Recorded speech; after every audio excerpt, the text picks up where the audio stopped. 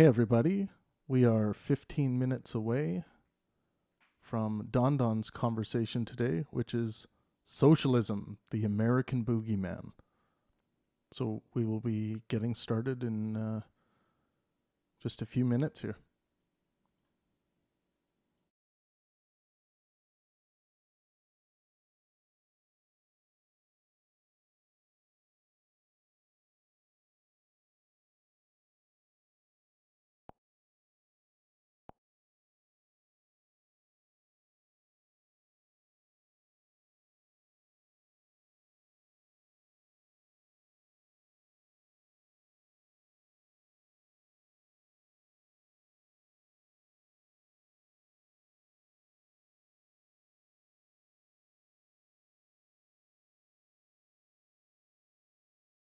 Helps the channel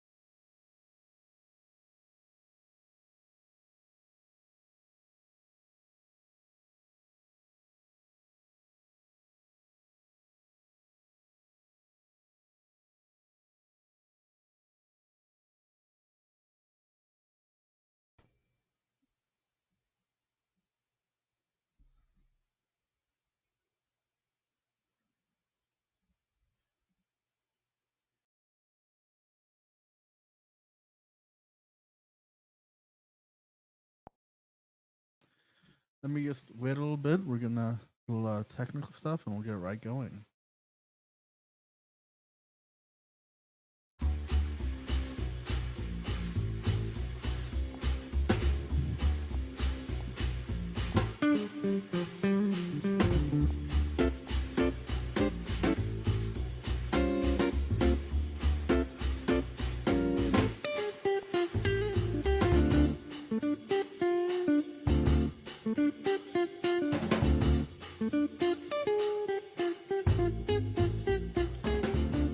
Hello, everyone.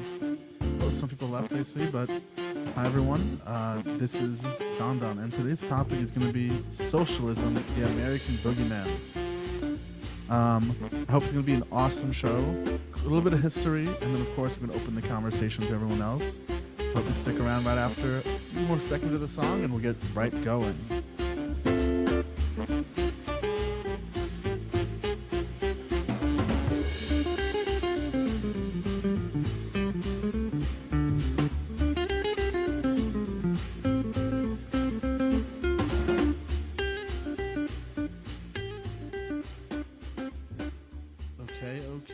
Okay. Hello, everyone. How everyone's doing?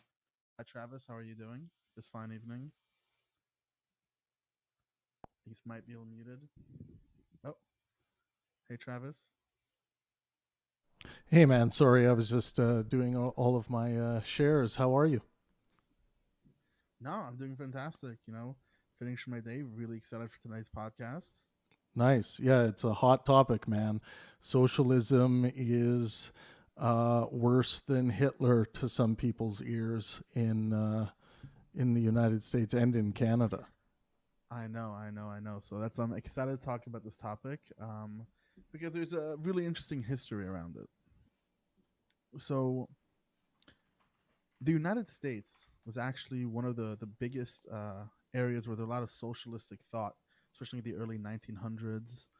Um, we look at things like the New Deal was one of the biggest social reforms around the planet, and it was considered a massive success because it passed democratically, and it kind of was trying to push rights towards unionization and the like and the like. And what we actually find is that much of the propaganda around um, anti-socialist rhetoric in the United States was actually developed by the War Advertising Council. So what was this? Is basically in 1942, a group of advertising and industry executives created the War Advertising Council to promote the war effort. The government compensated that the companies that created or donated ads by allowing them to deduct some of their costs from their taxable incomes. Right? Sounds like very basic, um, economic stuff. And it was renamed the Ad Council in 1943. The organization applied for the same wartime persuasive techniques of advertising and psychological manipulation during the Cold War years and the post war period when the geopolitical rivalry between the United States and the USSR started building up. So at this point in the United States history, oh, I'm a little quiet. Let's see why.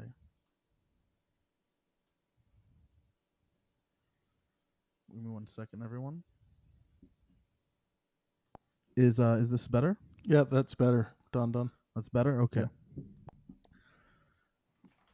Where was it? Yeah. So we all know that during the Cold War, during the 1950s, the U.S. kind of put itself in a situation. There was the godless, atheists, communist USSR. And one of their goals was promoting not just the virtues of capitalism and the free enterprise in America, while simultaneously demonizing the alternative, atheist socialism, which was often conflated with communism. So many people don't realize that socialism is simply an economic um, idea. It's not one that deals with government, it's not one that deals with tyranny. This is where you can have authoritarian socialists and libertarian socialists who agree with either a strong centralized form of government embedding these rules onto its population, or ones that simply exist due to private associations like co-ops, etc. So what ended up happening is that this government propaganda and American national identity was advertised through sophisticated corporate efforts as efficient and ubiquitous, state driven propaganda behind the Iron Curtain. This is actually what Travis, you're going to speak with him soon, Noam Chomsky, whole book about manufacturing consent is about. It's about how tyranny and democracy isn't necessarily done through the government, but it is done through private corporations. That's what the whole book was about. And these campaigns used the ideological divisions of the Cold War to emphasize the relevance of their message. I think it was in 1948, there was a report where the Ad Council explained to the public, and this is a direct quote: "The world today is engaged in a colossal struggle to determine whether freedom or statism will dominate." Again, this comes with the conflation of communism and socialism and the like. Now, these campaigns started as a public-private partnership at the end of World War II. Of course, the government was worried about the spread of communism and the rise of popularity of unions. But this slowly became much and much more malicious in a way. For example, the company that kind of created asbestos put tons and tons of money into the Ad Council. The company that I think Ford is GE put tons of money into the Ad Council because they were trying to put down unions. And one of the interesting ways they did it, there was a cartoon, anyone can look it up, called Mind Freedom. And what this cartoon illustrated was so let me set the scene. Imagine there's these four guys at the park sitting, reading their newspaper, and by them drives this sleazy snake oil salesman, Dr. Utopia's serum. And this Dr. Utopian serum basically says, "Oh, I promise you a life where you can, work well and have money, and the government's going to help you with your health care, and the government's going to give you a minimum wage. You're going to be able to unionize your pay and unionize your rights." And as they go to drink the serum and buy it from him, a man steps up and tells him, "Oh, are you actually going to listen to Dr. Utopianism? What he's really selling you is a life in chains where the government can't tell you where you want to work. What it really is selling you is a life in chains where you can't choose your own destiny. What it is selling you is a life of collectivism where you can't collectivize." And this was a really integral part of starting to paint socialism as a boogeyman, as anti-Christian values, anti-individual freedom, anti-American. As we go forward throughout history and we start hitting, the much more of the later years of the Cold War, the 1980s, especially all of a sudden 1993, the wall drops and it was announced capitalism has won. This is the answer. Capitalism has won. Communism, socialism has failed. It's over. It's done with. It doesn't work. It's a failure. But we see a very different picture today. One of the biggest enemies of the United States is China, a country that itself thrived on socialistic, hell, communistic ideas, which I'm very much against.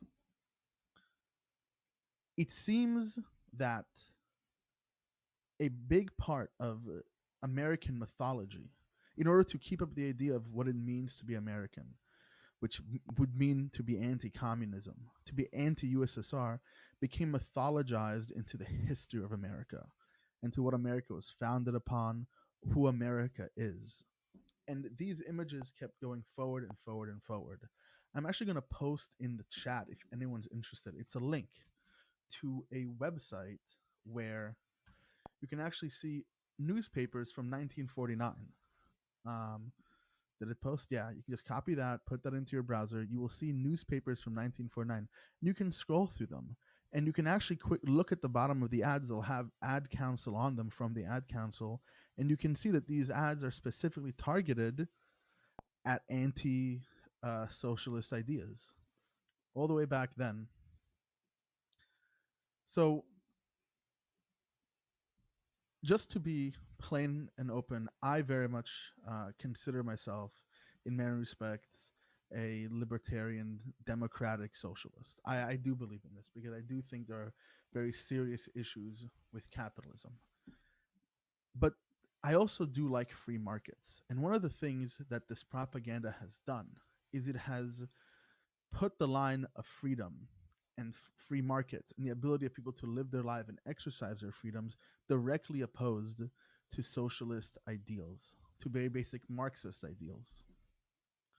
So when we ask the question, how did socialism become the American boogeyman? It is precisely through propaganda similar to that which existed on the other side of the Iron Curtain. Not necessarily created by the government, but funded by the government through the War Ad Council after 1942. And with that, I want to open the floor to people who want to talk and have a conversation about the topic. Travis, Dal, Jack, do you want to say anything else on the matter? Any questions, concerns, comments?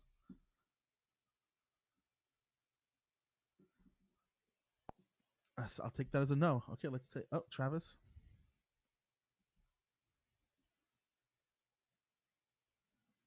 Of course. No problem. No problem.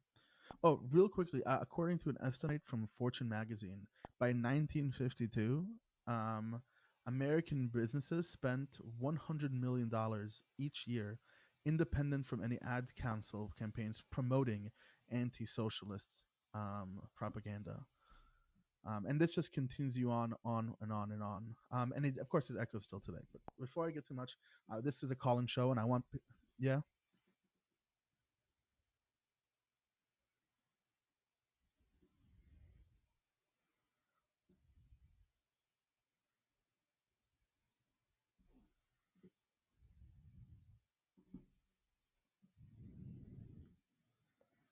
Well, I think one of the first ones we'll definitely lose is public education, right?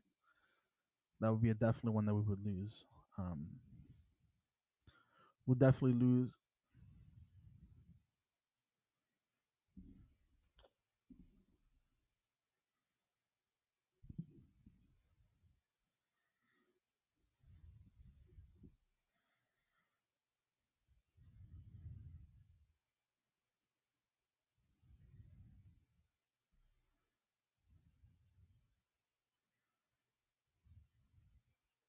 I think that first of all, if we look at history and we look at other places in the world where it is that case.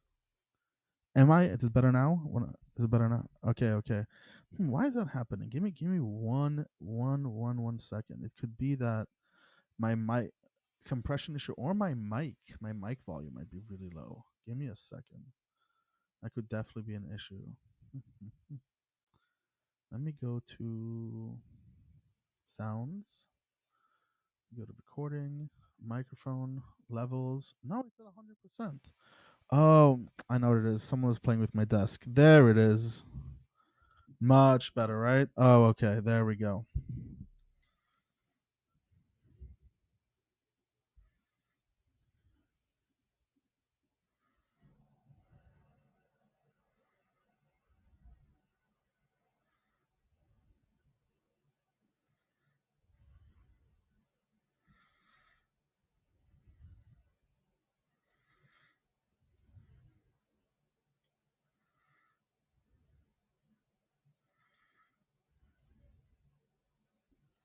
Well, my character isn't ugly, Tristan. It's just the beast because usually I'm calm and collected, but get me a little riled up and I'm not nice anymore.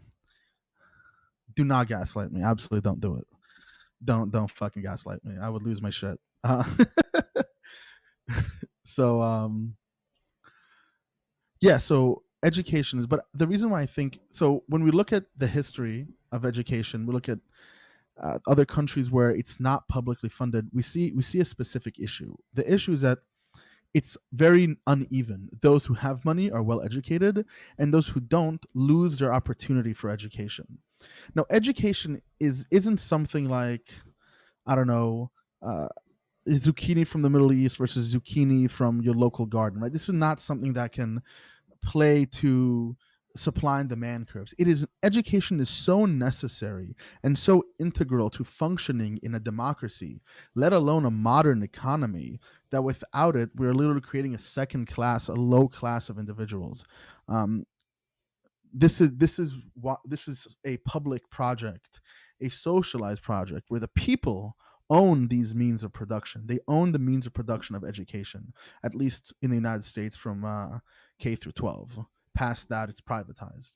And depending on what state you're in. So, for example, New York has community and public higher ed subsidized, at least. It's not fully public. So that's definitely one thing that would be lost. And I think that when we look at these systems like the University of California systems, the SUNY systems in New York, and around the country, these are some of the strongest universities that we have, because public funding isn't looking for a profit incentive. It's looking for grants. It's looking for research. It's there for things that aren't necessarily going to put a profit on investment. And that's one of the powers of these public work programs, and one of the powers of communal funds, as I would like to say. Does that make sense, Travis?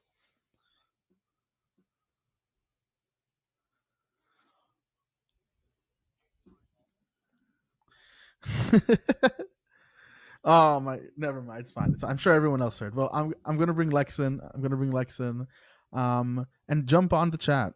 So, can you unpack the terms you claim to categorize and explain them? Oh yes. Before I bring Lex on, let me do that. Carnal nature. So when I say libertarian, what I mean is that I would rather have a society where government doesn't need to enforce the way in which we operate and organize our economy. So, for example, no one enforces, there's no rules around whether or not you negotiate your salary, right? You can go and be like, no, I don't want the salary, I want a higher salary. That's a system where the government doesn't really get involved. I kind of want those systems. I want a system where the government doesn't need to jump in and tell me how to live my life in every single way. For example, I would like it to be that all companies organize in such a way that the teller and that the manager can have abilities and have voting power through shareholders in the company. Shareholder meaning that you own a piece of the company, whether it be through stocks. That's how we currently have it. I would have no issue with that. When I talk about socialism, I'm simply talking about the people owning the means of production. What does that mean? That simply means that it's not the workplace isn't a tyranny. I believe in democracy. It's another thing. I really do believe in democracy. I believe in people's ability to vote and represent themselves. And we have learned that democracy is the best way to exercise freedom and the rights of individuals in a state, in a nation. And I think it's also true when it comes to companies. I believe that people should have the right to represent themselves in the decisions of the company. Now, that's not saying that the cashier has as much say in what the company is going to do as the CEO. But just as the CEO can be analogous to a president and the body of shareholders to a Congress, the cashier could be a constituent, someone who votes for a representative that represents their needs and their wants in the companies. For example, if they want shares by their cashiers, by their what are they called again? Well, you check out the checkout thingamabob. If they want shares there, they should be able to vote for that, and that's why I believe in democracy. So putting those together, a libertarian, democratic socialist is someone who doesn't want a lot of government involvement. I want people to free associate. I want it to be done in a democratic fashion, and I want it to be done not where one individual owns the entire chain of command in a business, but rather everyone who operates in it, everybody who helps it, and everybody who works for it. When uh, I guess if anyone here is familiar with, John Locke's theory of property, right? That his idea was that when you go and toil the land, free nature, right? This is very much around the time of colonialism, exploration, new frontiers. His idea was, how does where does property come from? And he goes, well, a person goes and he toils the land and he works that land, and in a metaphysical way, the land becomes a part of him. It's his now. He has put work into it, and therefore it's a part of him. And I see the same way with employers who work for a business. where, yeah, I trade my time, let's say for $15 an hour, but for a business to profit, they have to pay me less than what I'm worth. If they pay me as much as I'm worth, they are not profiting. And in that way, I'm always being shortchanged.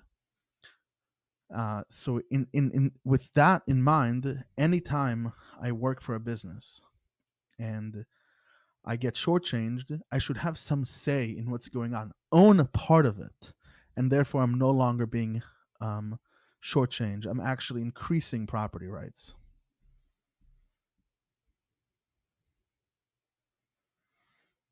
Okay, so let's bring Lex in, and Carnal Nature. I'll go up. I'll sponsor right after Lex, but jump onto the chat. It'll make it a lot easier. Trust me.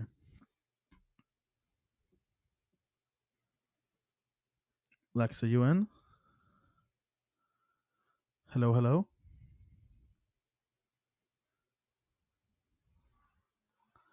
Lexion? Do other people hear him? Or is it just me? Oh, he jumped out. Okay. Well, we'll get to him in the roundabout way. Let's get Wise in here. How you doing, Wise?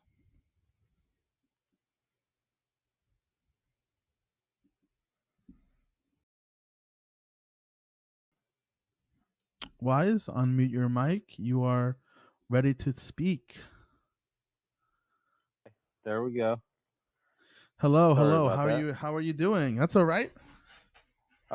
Good. I just had a quick question. Yes. Because I'm not into studying history and stuff. Mm-hmm. So I wanted to know how can, and I heard you speak about propaganda. How do you discern when reading your sources for history whether there is biased or that it's propaganda of some sort from the historians or the record that was left? Like Yeah. So I'm not. So this is not my analysis, right? These are analysis done by other academics historians who study this. And I think that the way they know it's propaganda is by looking at that you can actually have records of the intent behind this. So there's many notes, recordings from closed door meetings, and etc. That they openly say that this is about them not letting the common man destroy their property to take away everything they worked for. So that's kind of how they know that it's propaganda. okay. Yeah. Well, thank you. Hey, No good job. problem. No problem. No problem. Thank you so much. Yep. Now, remember, everyone, that when we look at cartoons and these ideas that try to sway your opinion, most advertisements we can think of propaganda, right? Everyone remembers 1999, but if you buy now, you'll get two for the same. No, it's not two for the price. They're lying to you. There's definitely lies here. There's something to be sold. When I have to pay for my time on TV, I'm also trying to get something out of it. And we know that the United States government was trying to manufacture consent around anti-Soviet nationalistic propaganda, right? A nationalistic sentiment. I don't want to use propaganda, muddy the water. With the added God onto the dollar bill, they added God into the Pledge of Allegiance as a way of making America non-atheistic. Whereas beforehand, God wasn't even in the Pledge of Allegiance. In God we trust wasn't even honor or money. So this all came as a package. Yeah. How you doing, Tristan?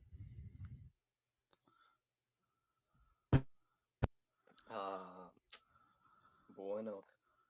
Bueno. Well, your mic is as low as ever. All right, all right. Okay, I will speak loudly and enunciate my words so that Oh, you just beautiful. might understand how enlightened I am. I can't wait. So, I hope to present this information, much to your chagrin, in support of Trav's assertion, or maybe just attempt at showing the validity of a certain argument that public education is inferior in quality to private education. So I've got some numbers, some Ooh, I love cold numbers. hard, Let's go. some cold hard facts that prove to you and to anybody listening that anything public, really, well, you don't need to extrapolate it to anything public, but I would. Anything public is shit, and that private enterprise will always be more efficient and optimal at accomplishing any goal. That's a Um, pretty so, big claim. Always. Let's go with that. so if we look at if we look at, for example, the example I brought up is Japan. Um, they've gotten they've gotten 70%. The last data point I can see here, 70% of students in Japan in 2010 were going to private schools. All right, and in America, that is only 10%. 10% are going to private schools. All right. And instead of using some subjective rankings, I've decided to use the most empirical ranking I could find to compare the education quality of the two, which is a math literacy score. First place is Finland, South Korea, Netherlands, and then Japan comes at fourth place.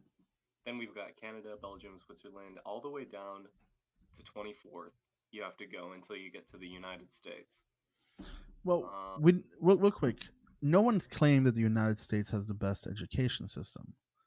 If anything, the United States is a very deregulated education system in which local provinces are the ones which pay for it, and one in which the federal government doesn't really have much say into what's going on in these education yeah, systems. well, I think that your implication that a federally regulated system would be in any way superior to this one is I didn't say a federally. I said a entirely privatized one.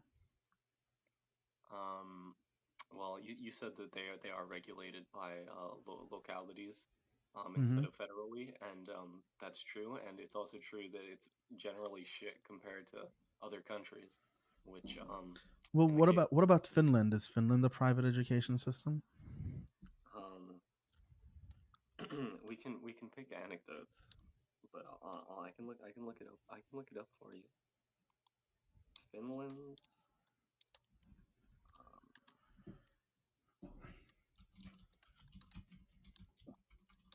I'm pretty sure So Finland is a public education system. it probably is. It probably is. How about South Korea? South Korea.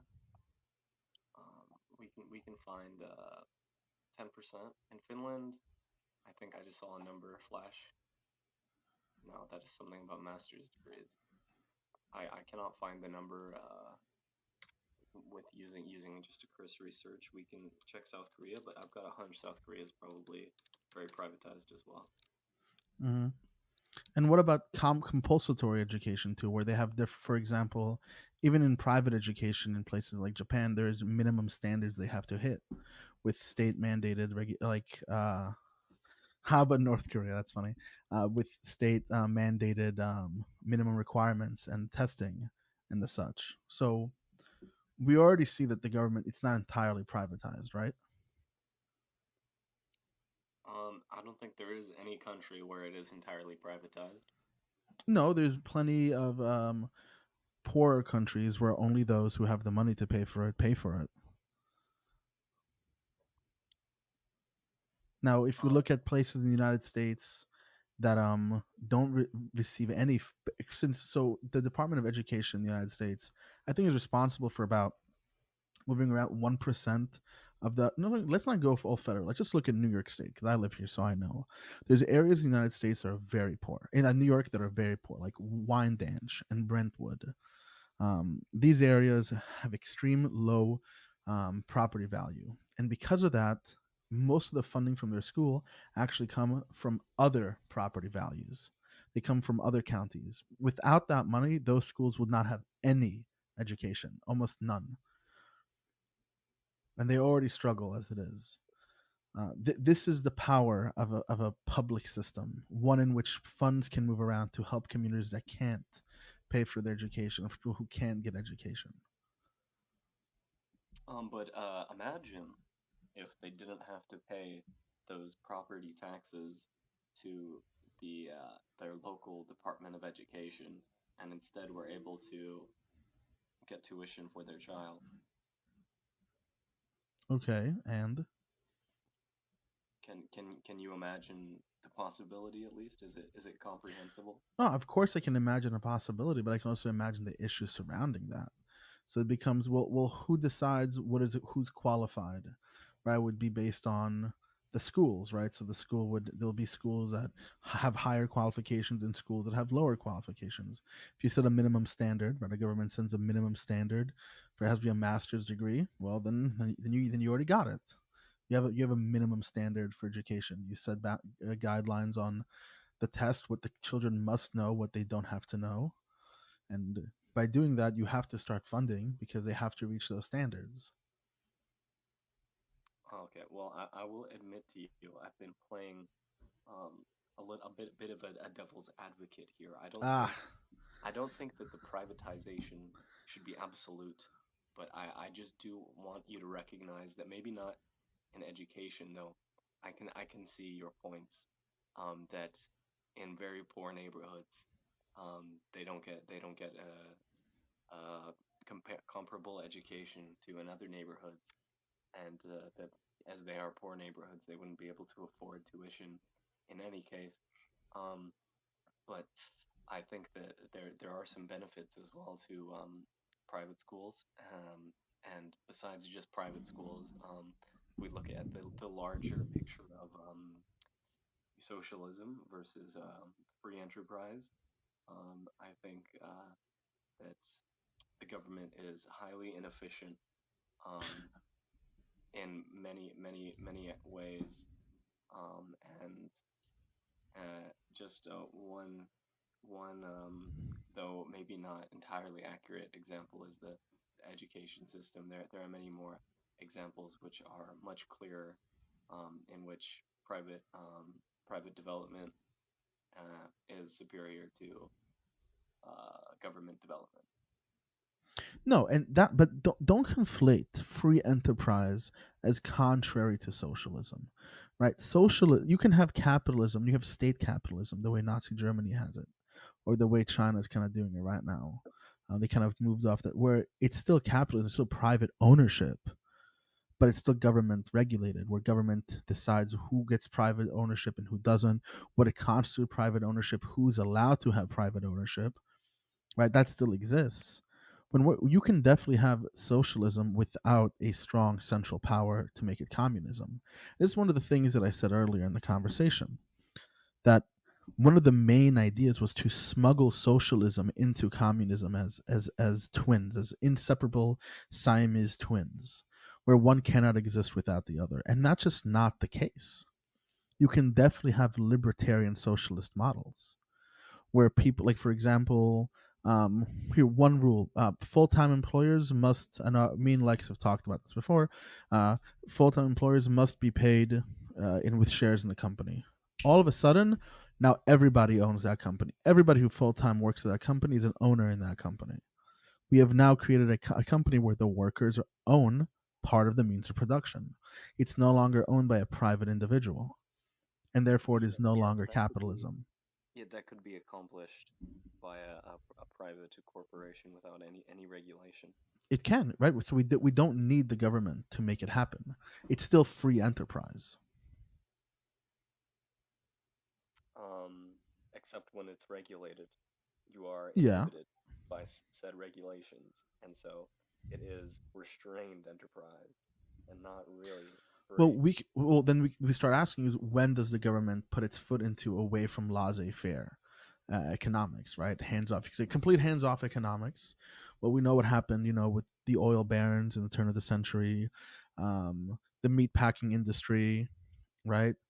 Um, that was a failure, right? We literally had company towns where you would work for the company, live in a house owned by the company, have parts of your wage garnished for that housing, and you had little city states that companies own. We decided as a government, we don't do that anymore.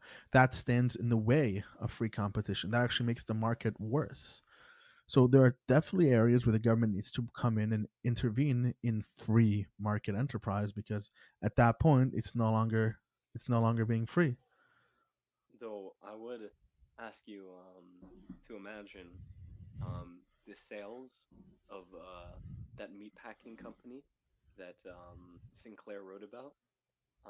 Do you think that regardless of any regulation, do you think that their sales remain constant after the publishing of that book? I'm not sure. I haven't studied that part of history. But what I do know is if it wasn't for the federal government coming in and stopping monopolies, it wouldn't have mattered. Because Um, if like for example, electricity and water, of course it has to be government control and government subsidies. These are not products that move to a supply demand curve, right? These are not products that the demand is infinite. Everyone needs water all the time. There's no way to like freely exchange water. Whoever needs water is going to pay whatever they can for water, right? So in that degree, the government has to come in and regulate it. I was yes, looking up what so Tristan was talking about with schools, and Nivik, one second. Let Tristan finish and then come in.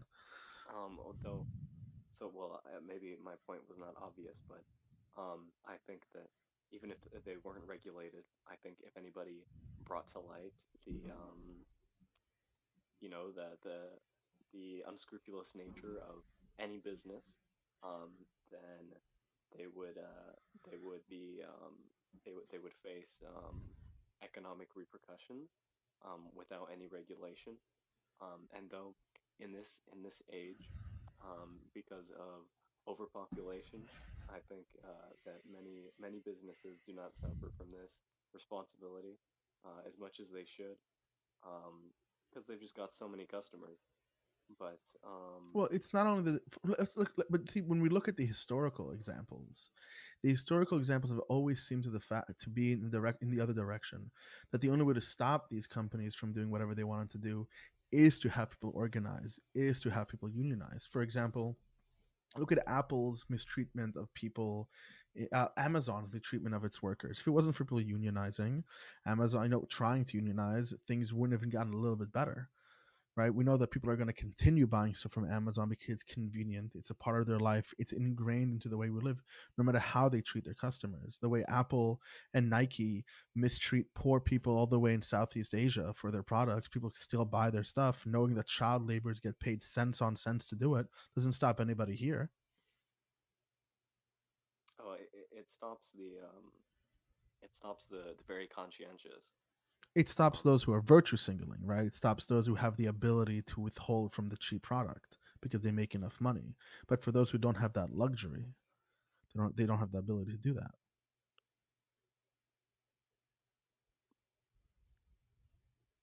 well, to your point about unions, they're not necessarily or intrinsically government. I mean, what is a government then, other than the collectivizing of people? But they do not have they do not have legal jurisdiction. Yeah, unions absolutely have legal jurisdiction. They have legal protections and legal rights under the United States government. They are recognized as an organization, association that is protected by the law. Right? There are definite union laws in the United States about what. There are there are laws that apply to unions, but there are Yeah, not there are unions also that laws do against you're apply. not allowed. For example, you're not allowed to tear down union papers in the workroom. Workers have a right to unionize. That used to not be the case in the United States. Um, though that may be beneficial. Um, that still does not directly affect the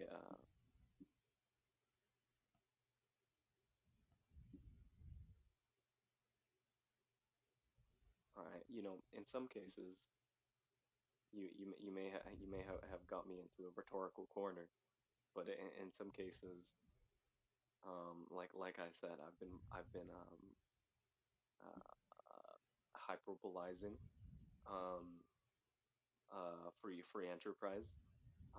I hope to the effect that some might see the benefits, but of course there are situations in which we need to prevent monopolizing and Mm-hmm. prevent just the subjugation of the people. Um, Mm-hmm. but I think that it is a very dangerous at a certain stage. I think it's very dangerous to believe that all regulation is beneficial, or that even most regulation is beneficial, or that it is that it is that it is largely conducive to economic success. I believe it is not, and I think that there should be um, a larger that you should lend larger credence to what has been accomplished prior to any regulation. I mean, before One second, one second. Before we go on, it's important to recognize that I've never said anything of the such. Um, I've never talked about, if you want to talk about capitalism, especially modern capitalism, has taken the world from into the most amazing technological era that we've ever seen. But that's also on the back of, its biggest founder, Adam Smith, who recognized something very interesting. He recognized that some things cannot be owned by private individuals. At his time, it was the roads. He thought the roads couldn't be owned by private individuals. He thought the mail couldn't be owned by private individuals. That was a big thing for him. And there's definitely cases where the government shouldn't meddle at all in the business of how companies do their business and their free systems. This is 100% true.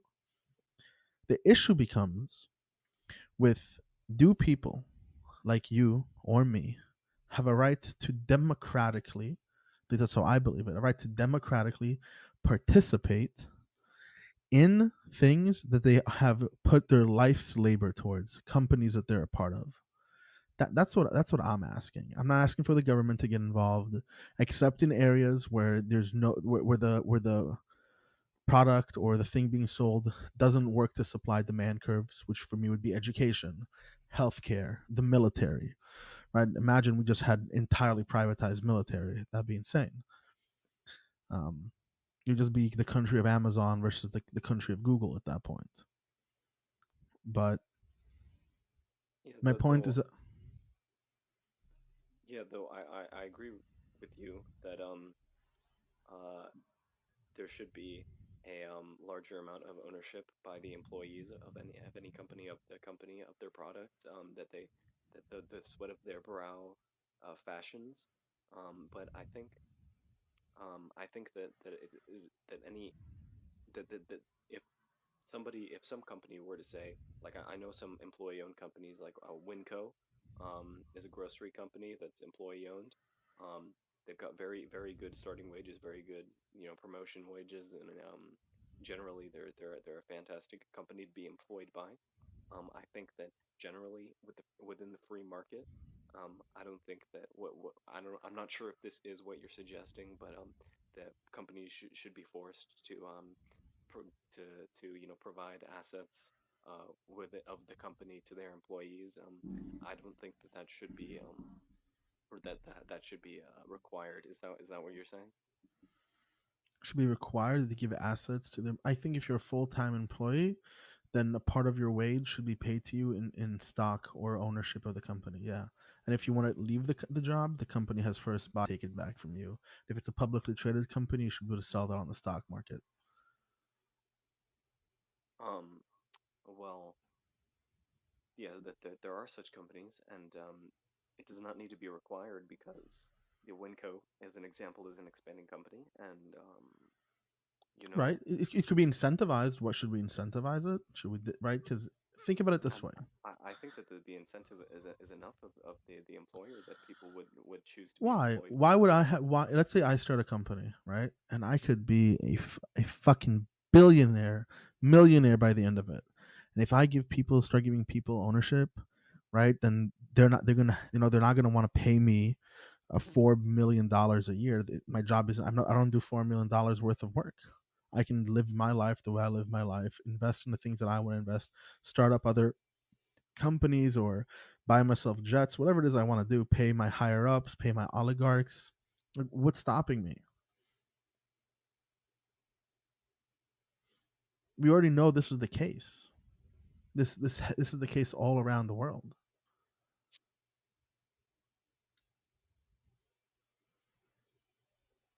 Other than like good nature or a philosophical idea of I want to be good to my workers, that's not the case.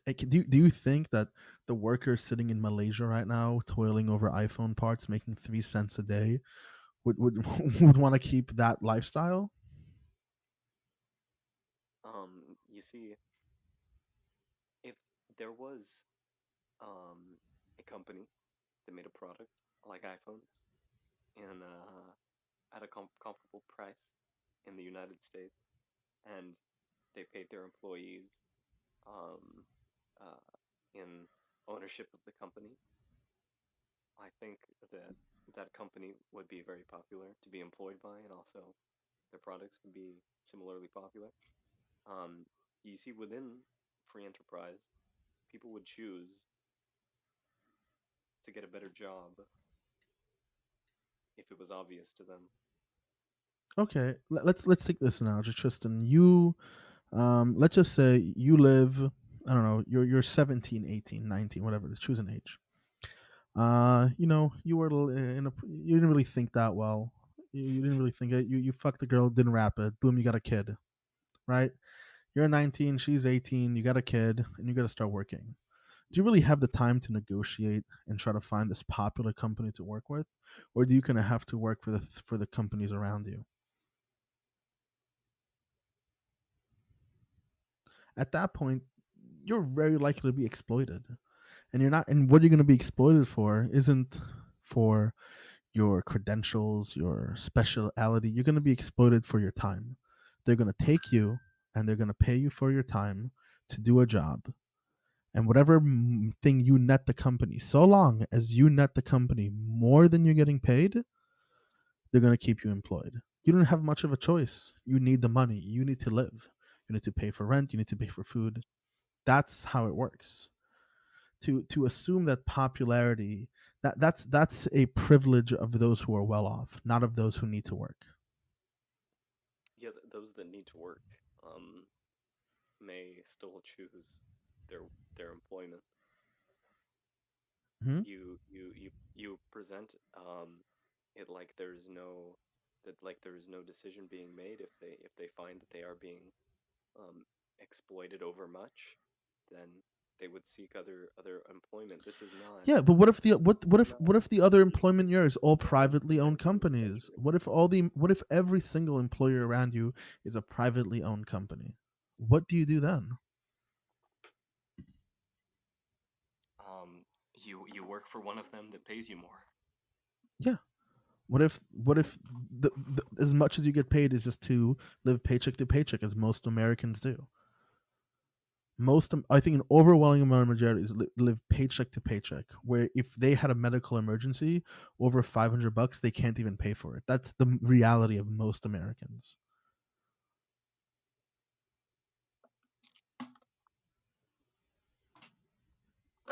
Um, that since you know that's not going to be a you can you can require that they're paid in some ownership of the company, but you Or cannot incentivize require it. or incentivize it, but you cannot incentivize or require companies to pay their employees more. I mean, we do have minimum wage laws. We actually can do that. Whether that's effective or not, I don't know. I don't think it's the most effective thing, because I think it just ends up driving inflation up later on. But as a whole, there's tons of things the government can do. Whether it's a good thing to do it, That's not the question. I think the answer becomes that the people who make the products, the people who are integral to the functioning of a company, need to have a democratic say in the same way that we used to have, this is the classic Navekian unit talking point. In the same way that we had monarchy. And the monarch's argument was that, well, we know how to run countries. You can't let peasants run their country. It's not going to work well. Well, we decided, let's try this democracy thing out. And at first, it was failing. That little communities here were doing democracy and it wasn't working, and little countries in Europe over here were trying democracy and it wasn't working.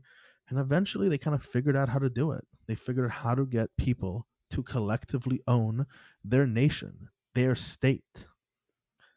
And that was way better for everyone because people actually started making rules and laws and voting for things that not only benefited their day-to-day life, but benefited the day-to-day life of everyone around them.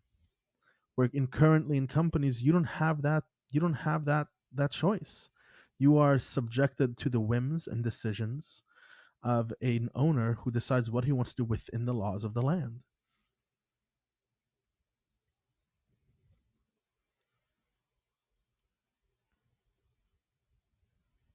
All right, I think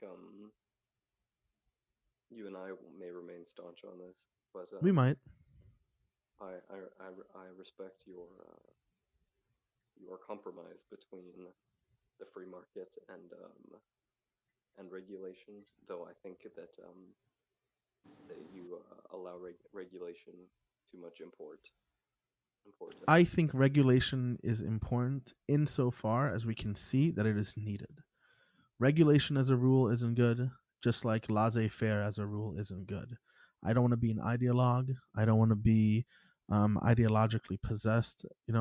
I want to be clear, and I want to be pragmatic about that which I believe. And where we see there is manipulation, where we see there is exploitation, we need to think of ways to stop it. And where we see that there's overregulation, where we see there is overexploitation, we need to stop it as well. And with that comes analysis. It comes to make sure to look at experts and public policy experts and economic policy experts and see what they have to say on the issue. I think that putting our stake in one or the other, in this is the ideal versus this is the ideal, is actually very ancient medieval religious thinking, where there is one way to reach heaven rather than an evolving way that we consistently have to reanalyze and rethink about. Yeah, can I say one thing real quick? Yeah, go ahead, Nevik. Yeah, like the view with the attacking of the government. It's really about attacking people who are part of the government process in a democracy, and corporations wanting to impose on people's power with corporate tyranny over people's will. And okay, that's a lot of what's pushing that is what that's about. And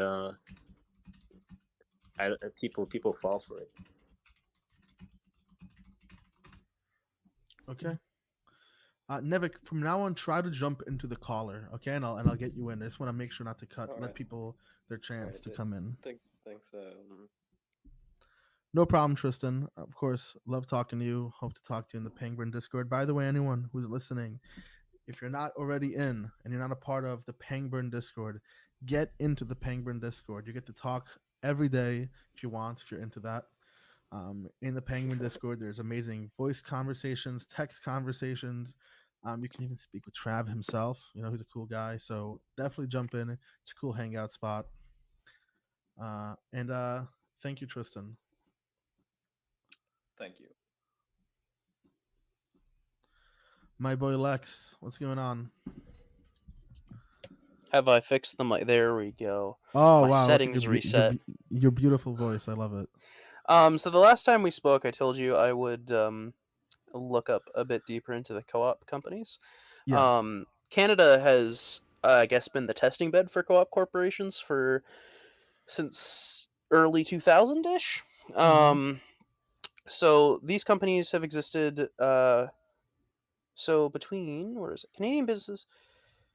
Yeah, so co-ops in British Columbia between 2000 and 2010 had a 5-year survival rate of 66.6%, That's 100 incredible. out of 150, whereas the same corporation, as privately owned single individual, not co-ops, had a success rate of 43 to 39%.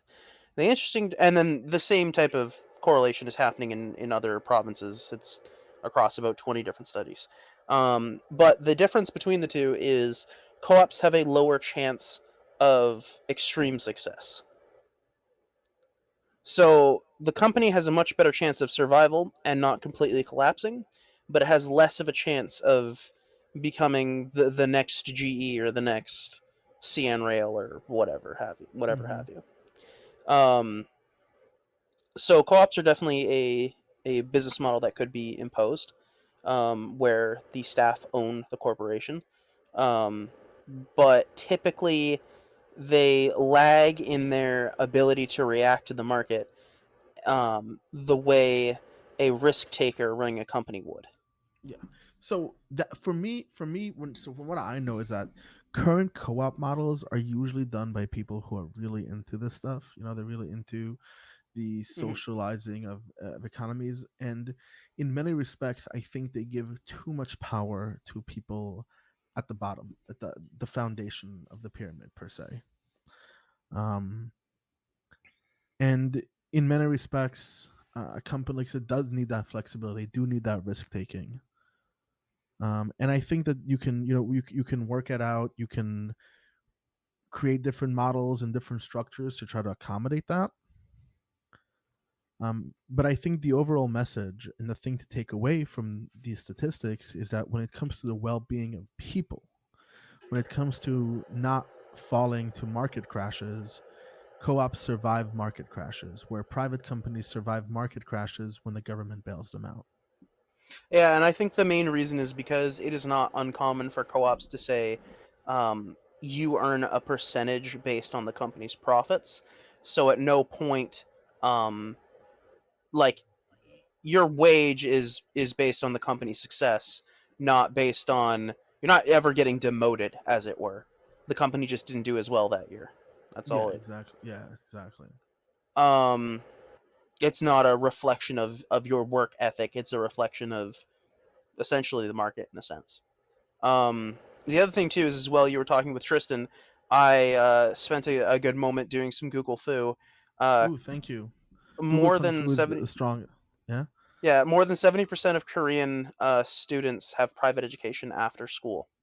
So they have mandatory public school followed up by a whole bunch of private education as well. Yeah, that's great. I have no Um, issue with that. That's good. yeah, and then I was looking into the other countries. Russia apparently has an extremely high education rate, but that's because they spent a ton of money and effort training a ludicrous number of teachers. So they have a really Good. high teacher to student ratio. Um, so public education definitely has its place, but I think private education typically does better, um, on a per student basis, purely because it's more one-on-one time with a teacher and you can What right? address the So, but direct. never have I said let's abolish private education. Right? That's also Yeah. something I want to. No, never ever said that. Private education, like I said, has its place, but we need to have a standard public education to make sure that people have just access to it because they go and they get educated, so they're ready to function in our economy and in our country. Places that don't have all private education, like you said, you end up seeing an upper class and an uneducated lower class. You see illiteracy. It's a very dangerous place that we'd never want to go back to. Something I have heard a few people say, and I kind of want your opinion on it. Tristan almost touched it, but he didn't quite.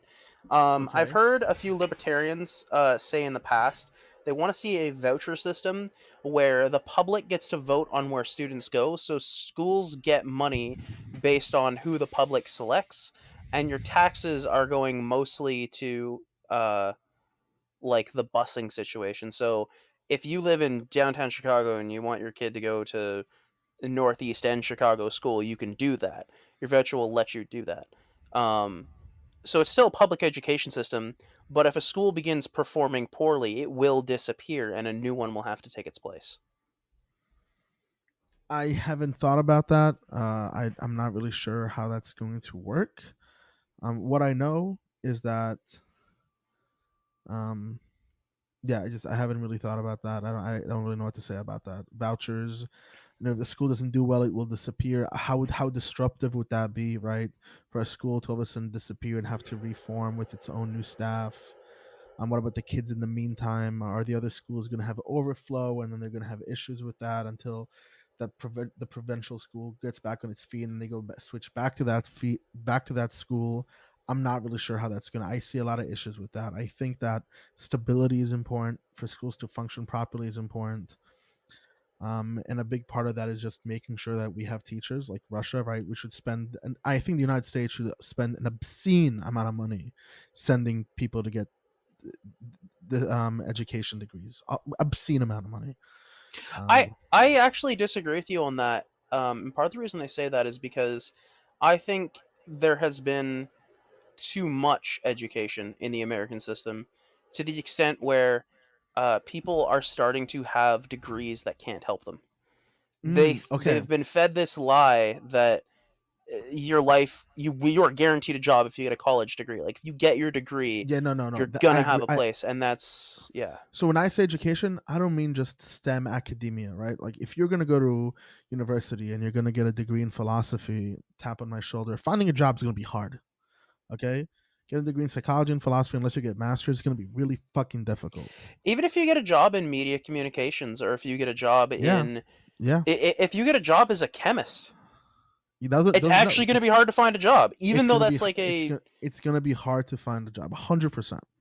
and which is why education and should be ratified to the point where when, like, for example, shop class was like this one semester elective that you would take. There should be a serious shop class in schools, serious, teaching you how to weld, how to build, how to tradesmen.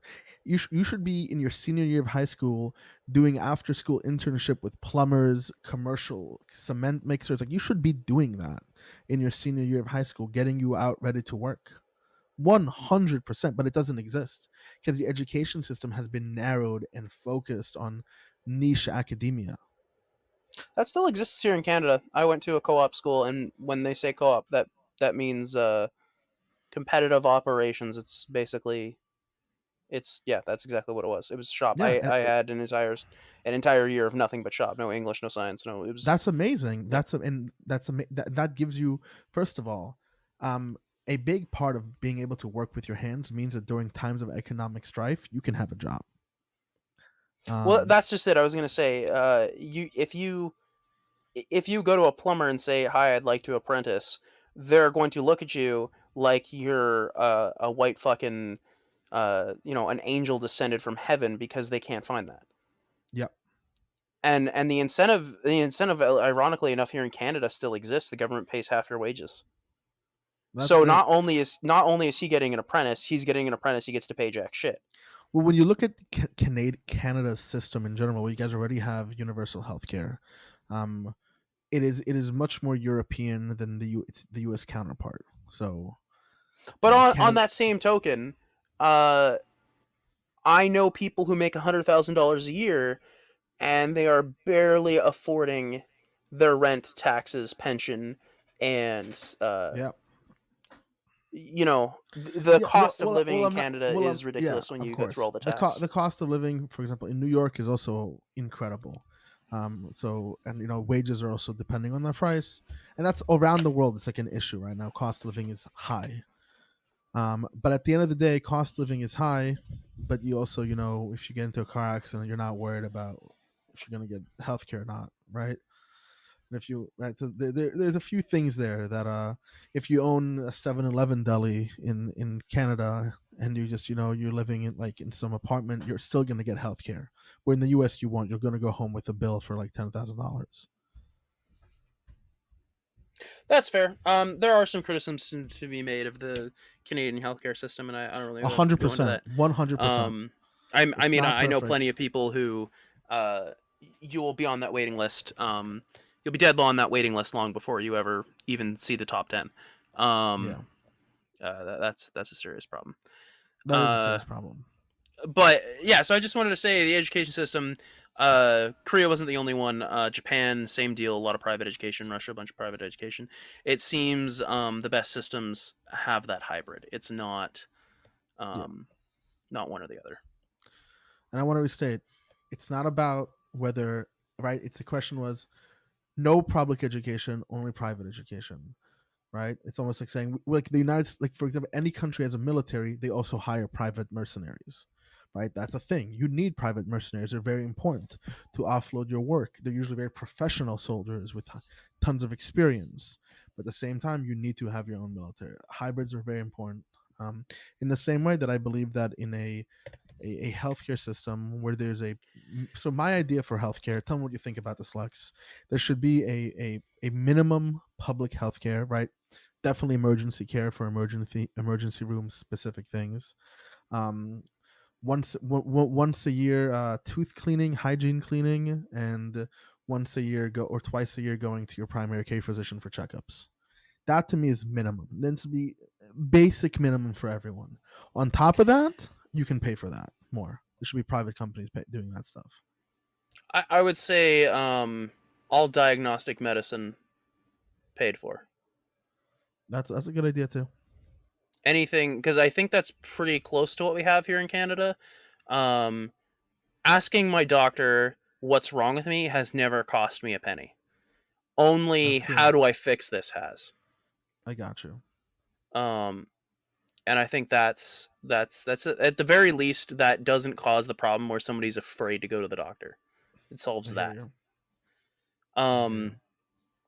But as there was something I wanted to ask you directly about this topic here. How do we deal with the cultural phenomenon of the people who are both pushing socialism, pushing it not because they actually believe in the principles and believing in these hybrid systems, but rather because they want to take it to the place of China?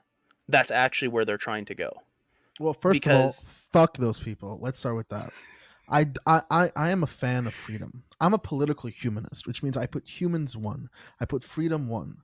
Sorry if anyone here is pro-China, sucks to suck. But I think the way to deal with them, first thing needs to happen is we have to realize that we need to stop playing partisan politics and fast. Real fast.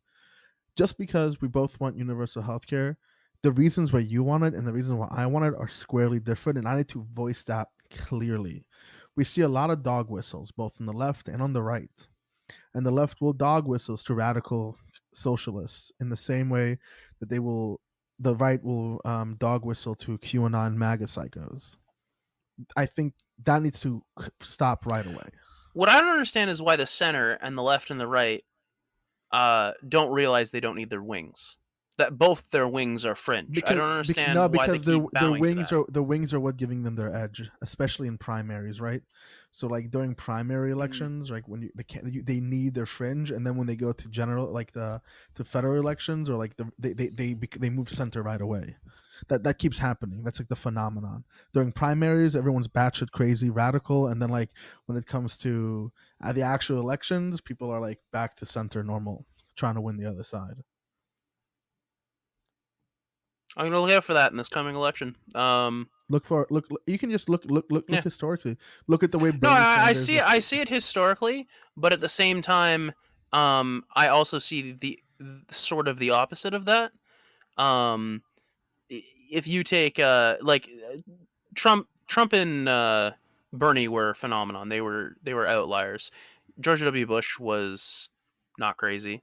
But look at George W. Bush. Look at him during his primaries. He stroked the cock of the entire evangelical Bible Belt of the United States, and then when he was talking against, he went much more to the center.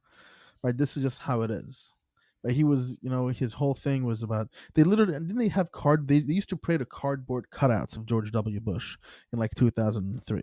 Like that's what the evangelicals were doing then. Today they're just QAnoners. So. That's the thing that gets me, though. The QAnon people existed during that era. Yeah, they were just praying to cardboard cutout of George Bush. But they weren't ignored. No. This is what I'm getting at. Okay. The extreme far right and the extreme far left have always existed in America. They've never been listened to until the last 15, 20 years. I think they've always been there. I think because like there was a Communist Party of America in the 60s and Yeah. 70s, and they got the shit kicked out of them whenever they showed up to, now you have people carrying communist flags, and these people are they also had listened to. McCarthy, right? They also had McCarthy. I mean, there's people Yeah. waving Confederate flags and Nazi flags, right? And they're being listened to. We live in a That's what I mean. time. But like, I mean, to be fair, the Nazi flag people are usually beat to shit and thrown to the police. But I mean, do you remember the Confederate flag people aren't. Remember the Unite the Right rally at Charlottesville? They were flying Confederate flags right next to Nazi. If there's a 3 Confederate flags and 1 Nazi flag, and it's flying for the whole 1 hour of the protest, the Nazi flag isn't getting beat down and like shot up, then I don't know what's happening. And that's just what's been going on. They haven't been shot down. They haven't been beat up. In the same way that if you're at whatever Democrat rally, BLM rally, and there's literally CCP, Communist China flag, USSR flags, and that's flying right next to an American flag, and that's not being like shoved out of the crowd, then you're implicitly saying that you stand with this guy. Yeah.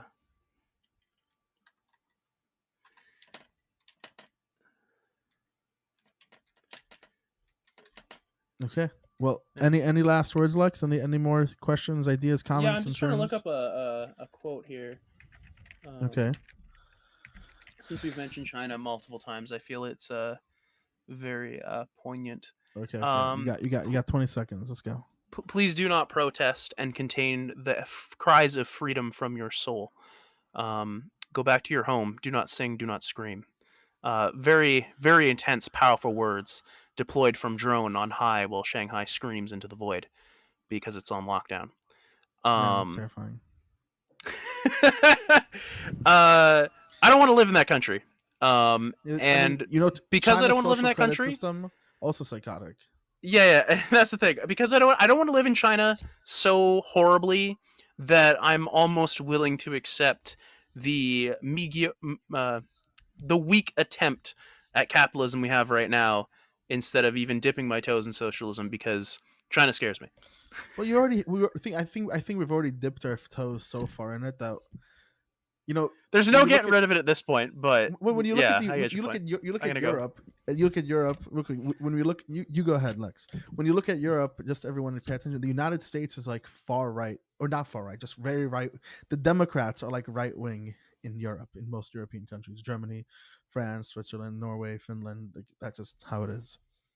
Okay, let's get Jas in the chat. Thank you for waiting so patiently, everyone. I really appreciate this. Hear me? Hello? Hello, can you hear me? Your mic is a little low. Is there any way you can either get closer to the mic or try to raise your volume somehow? My headphones. Is this better? Ooh, not quite. I'll just take my headphones off. Okay.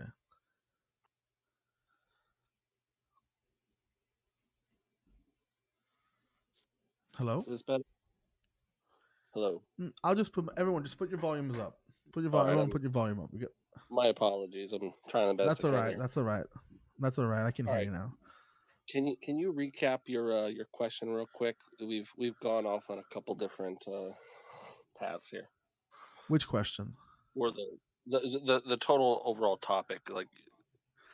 The total overall topic is how socialism became the American boogeyman through specific propaganda from the ad council in post-World War II America, where the interest of both the United States and private companies was to do 2 things: create strong nationalism and remythologize American history to be a Christian, religious, individualistic, non-atheistic, non-socialistic, communalistic society in opposition to the USSR. And private companies had the interest of staying private and retaining their wealth. And through the ad council, they released short films like Mind Freedom and different propaganda pieces in newspapers that I did post a link in earlier. And that's kind of where this concept of the socialism as the American boogeyman came from. My main point, or my main idea, was that socialism really doesn't necessarily need to be government that's centrally controlled, right? This is why we have libertarian socialists. And the idea is simply that the workplaces should not be tyrannies. They should be places where people have a say. And that's kind of my main idea. Okay, so the way I see this and frame this is as one. I find it very interesting because I've done a bit of research on that time period of when it seems like our government really found benefit in propaganda, whereas before it seemed like we were pretty anti-propaganda, or at least said that, but we really held it to heart by spreading it on our money and throughout our schools. It was almost impressive, but whenever I look back on it from a today's standpoint of how we experience the information that we've taken in, it's it seemed like it was very one-sided in the beginning on the goals of how they wanted things, and now I don't know if it's because we've become so much more diverse in our cultures in this country, because I don't know that what the specific numbers are, but our population growth from that time to now, I'm sure has exploded, and with that, the the United States has always been that melting pot of different cultures, and I just don't see how having a socialist system set up to where it's like you said, it's set up to help everyone. It's supposed to everybody's supposed to benefit, and nobody should be left behind in that. But I think the more cultures that we have here, our values change so drastically that one person's values is completely different than the other, and it begins to violate our own personal rights and freedoms if we're to expect everybody else to follow this as well. So again, I'm not for a top-down government mandated. This is how the economy must function. Right, No, right, and I understand that. I'm not for that, and I definitely believe that people can have different. If people want to go ahead and form a private corporation where one person or a few people own the whole thing and everyone else is contracted in, so be it. But what I care about, Mhm. I care about people's democracy, and I want to expand the concept of property rights. So, are when you think of property rights, how do we decide what is whose? Right? We Sure. look at the one of the main thinkers of this country, main influencers of the Enlightenment, John Locke, talked about property rights. Were you here when I went over that or no? Was that today? Yeah. I'm. I don't think so. I think I've caught the last two callers. Okay. So I was thinking. So John Locke had this idea of property that.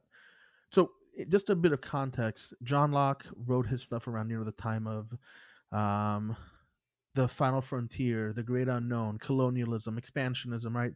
All these different countries going to far out reaches of the world and having these incredible experiences, meeting societies that have yet to meet modern man.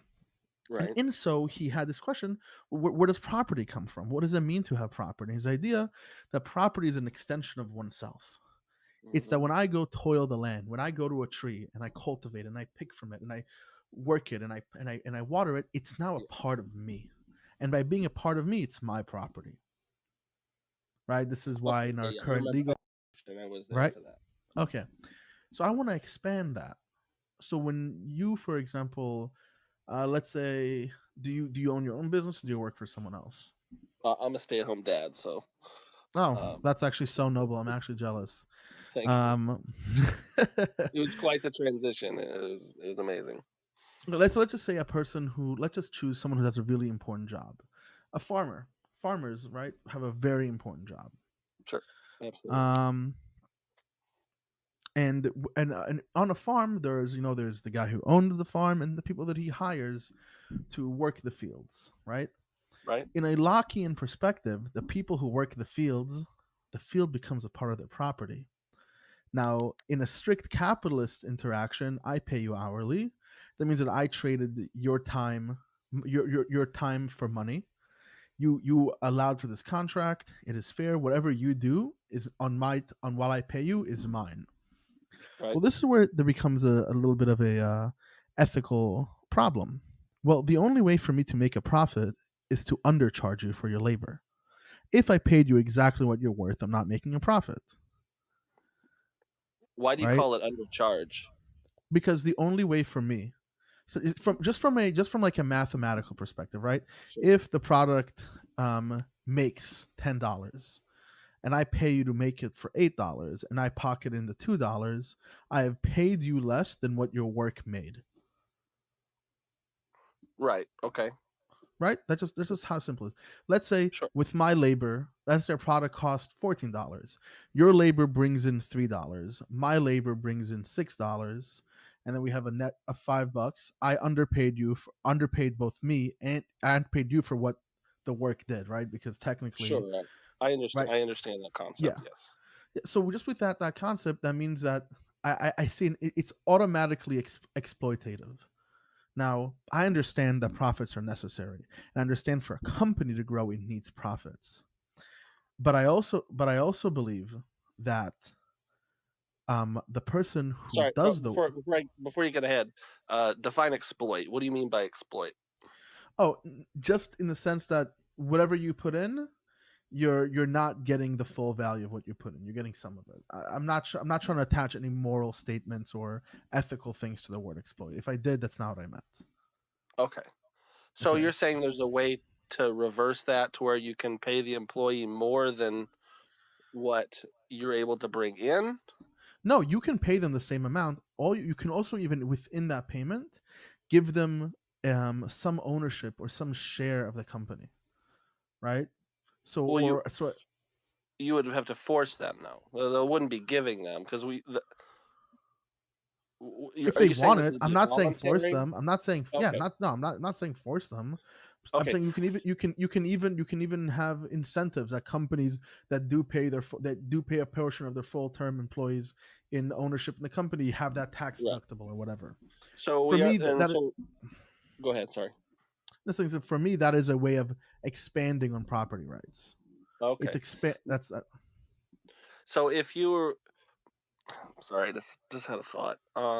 Okay, I remember what it is. So at what point are you saying that this should be a mandatory thing for companies? Because I like don't think that it system doesn't. kind of already exists, though, right? Yeah, so for example, if you're an accountant working at PwC or Deloitte, you're coming with your master's degree. I mean, you have a serious skill, right? You're more rare to the market. You're not taking a job unless they're paying you with stocks and you're in the partner track. Like, that's what you do. You don't even continue that job. This is a luxury for those who made it, those who have the wealth and go to school and did it right. But those who didn't, those who are much on the lower, don't have that luxury. And I just want to extend that to them as well. I think it'd make a better system for everyone. Okay. All right. I understand that. I guess if we already have that in place, I get maybe I'm missing a point here. Yeah, the way I think of it is, you say you're giving the employees part ownership, meaning they get a cut of the profits, right?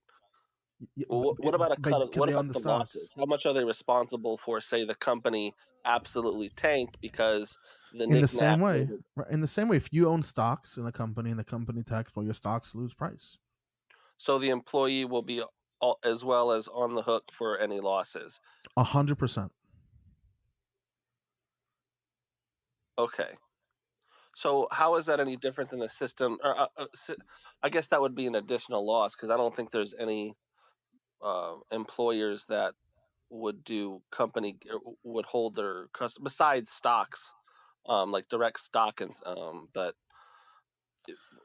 Well, think of it this way. Let's say a company has, I don't know, 200 employers, and they each start Mhm. getting paid in stocks. All of a sudden, they have a representative sitting at the board of directors. Okay. Right, when you own, so all of a sudden they have some voting decisions. What's happening in the company? A bit more So democracy, right? what if your company is a bunch of button pushers, and the button pusher's job is to make this extremely complex device for a specific targeted demographic? And Okay. now, do we want the button pushers to be making these choices that are going to steer the No, company? Because at one point, 100% no, 100% no. So we have to think about this we have to delegate things.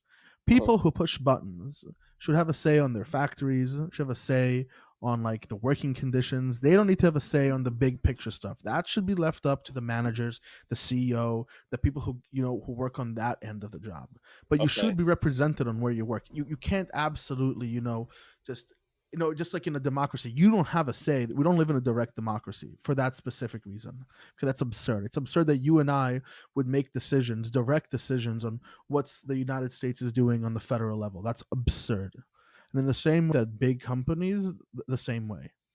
And also what I propose doesn't apply for companies with 20 people. It doesn't work on that scale. It only works on really big macro scale companies like McDonald's, Burger King, Amazon, Target, Walmart. That's really where it starts to operate. You mean to actually be a benefit, or Yeah, to say to be a benefit, Okay. where we even should incentivize it. Co-ops at such a small level don't really work, and most of the time they kind of already happen, because when you have 5 people working in a company, like 4 of them are probably owners, right? So Yeah. yeah. So how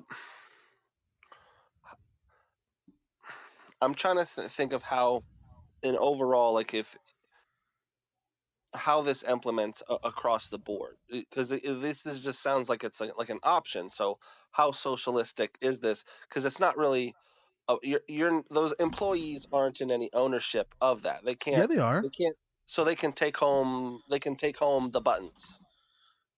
I mean, but it's not. But even the CEO also can't take home the buttons, But that's right? what I'm saying is, when a company's built, it's like the old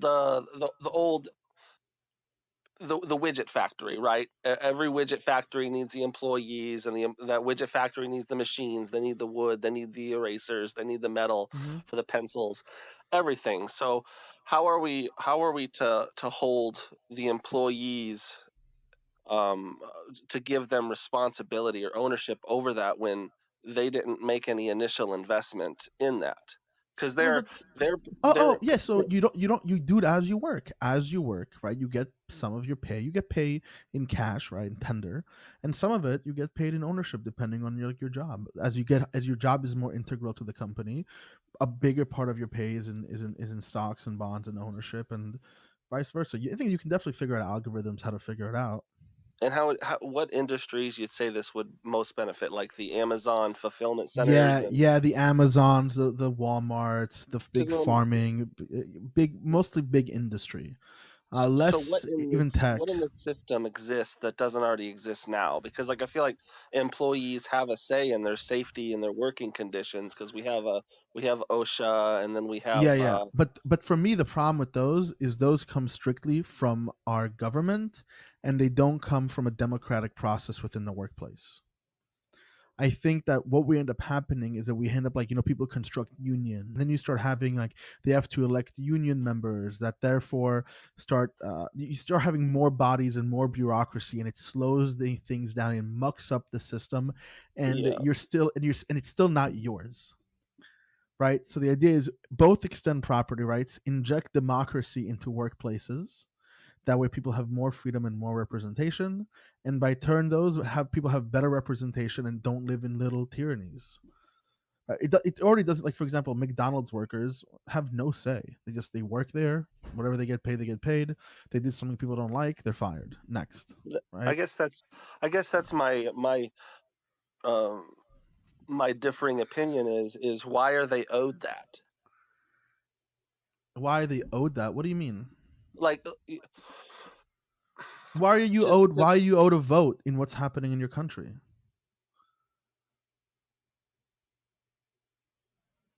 well, I guess that would be because the country's job, the government's job, is to protect the rights of the individual, whereas the Why? business is simple. What's that? Why is it the government's job to protect the rights of the individual? Because the rights of the individual is what our collectively have agreed upon. This is how we can best move our society forward. This is what's But what was the best as it justification by the stands. founding fathers, right? No taxation without representation, Right. right? I would go ahead and say, okay, no, you don't get to benefit from my labor without I having a say in my But that's working the thing, is conditions. that's where I pay you. I guess that's where the Yeah, so contract what? I agreement don't, comes in. right? So the idea is I like, mean, okay, you pay me, so what? You pay me. Great. Now pay me, but you're still, I want more than that. I You want don't more than deserve. just you paying Why do you deserve more? Who because I'm decides putting in that? the work. We decide that as a collective, in the same way that these are the arguments that kings used to make back in the day. Who are these serfs to demand to have a say in the running of my country? What do I owe them? I pay them for their labor. I pay them for their good. Well, that's because they've made that initial investment. It's their baby. It's their. That's why if I want to go out and design a yo-yo, and that yo-yo is unsuccessful, then my employees who are making the yo-yo are not on the hook for my poor investment. My simple contract with them was, you make the yo-yo and you put it in the box, and I'll give you this much money, and therefore you won't incur any type of risk once this box leaves the factory. I know you can definitely do that. I'm not saying So mandatory. You if have to do it. I so am if saying. I'm Amazon saying. Go ahead. So I'm if saying that. Amazon workers began to say the stock of Amazon just started to tank, right? Yeah. It comes out that Jeff Bezos was making out with Bill Clinton on a pile of vaccines. It doesn't matter, and everybody decided we don't want any of this. And all those employees who thought it was a good idea to hold this stock in a company are now on the hook for one person's mistake. Like what if that wipes out their life savings? Yeah, that's terrible. Which is why I don't think that you should simply have shares in the company without a say in it. Okay. You should also get paid, and So you should what also say? get paid. What type of say should they have in the company's decisions? Well, they should they should definitely have like a representative for, I don't know, warehouses. Warehouse staff or a warehouse representative, and the warehouse representative, has a vote power when it comes to warehouse working conditions, along with a voter from, I don't know, like accounting, very, very much in a Japanese corporatist style, and that's about it. And they can have decisions about that. Hmm. It doesn't have to, So right? Just like your representative doesn't really make decisions, or shouldn't really make decisions with the interest of what's going on in I don't know. I'm from New York, so maybe you're from Alabama. In Alabama, right? My state representative votes on what's happening in my state. So the representative of the factories should vote what's happening in the factories. What's this representative of the warehouse should vote on the things that are happening in the warehouse, or this sector of the company, and vice versa. and what if those decisions ultimately hurt the company's profits? Well, that what if, and Because what I if would in say the other, me as the what if the other way? What if the decisions without the voting hurts the company's profits? then that's why there should be a decision making body in the direction. Yeah, there should be a decision. Just like what Workers' if our rights votes? What if extends our out to votes their. hurt? Yeah, what if our votes hurt our country? So fuck it. Stop voting. Stop being Well, they represented. sure. You pay taxes, and we leave it up to the oligarchs and the aristocracy, like in China. Leave it up to them. Well, because if the government fails, the entire system collapses. If a company fails, another one can spring up in its place Yeah, if while a government what fails, maintain the another government can competition. spring up in its place, Right, right? right. But that government's not surrounded by other governments who will say, "All right, let's slip into this system that already works." Like Yeah, whereas a yeah, it business is. can pop in. Yes, it is. Yeah, of I- course it is. What do you mean? Governments invade other governments all the time throughout Well, I history. This has know, been but a constant thing. once they If one establish that monarchy, country, if one monarchy was failing, another king would come, be like, "You're mine now." They couldn't. They're not as strong as me. They're not as economically valid as me. Come work. Come. We're now your kings. We were better. I Our get way it, of but doing stuff is better.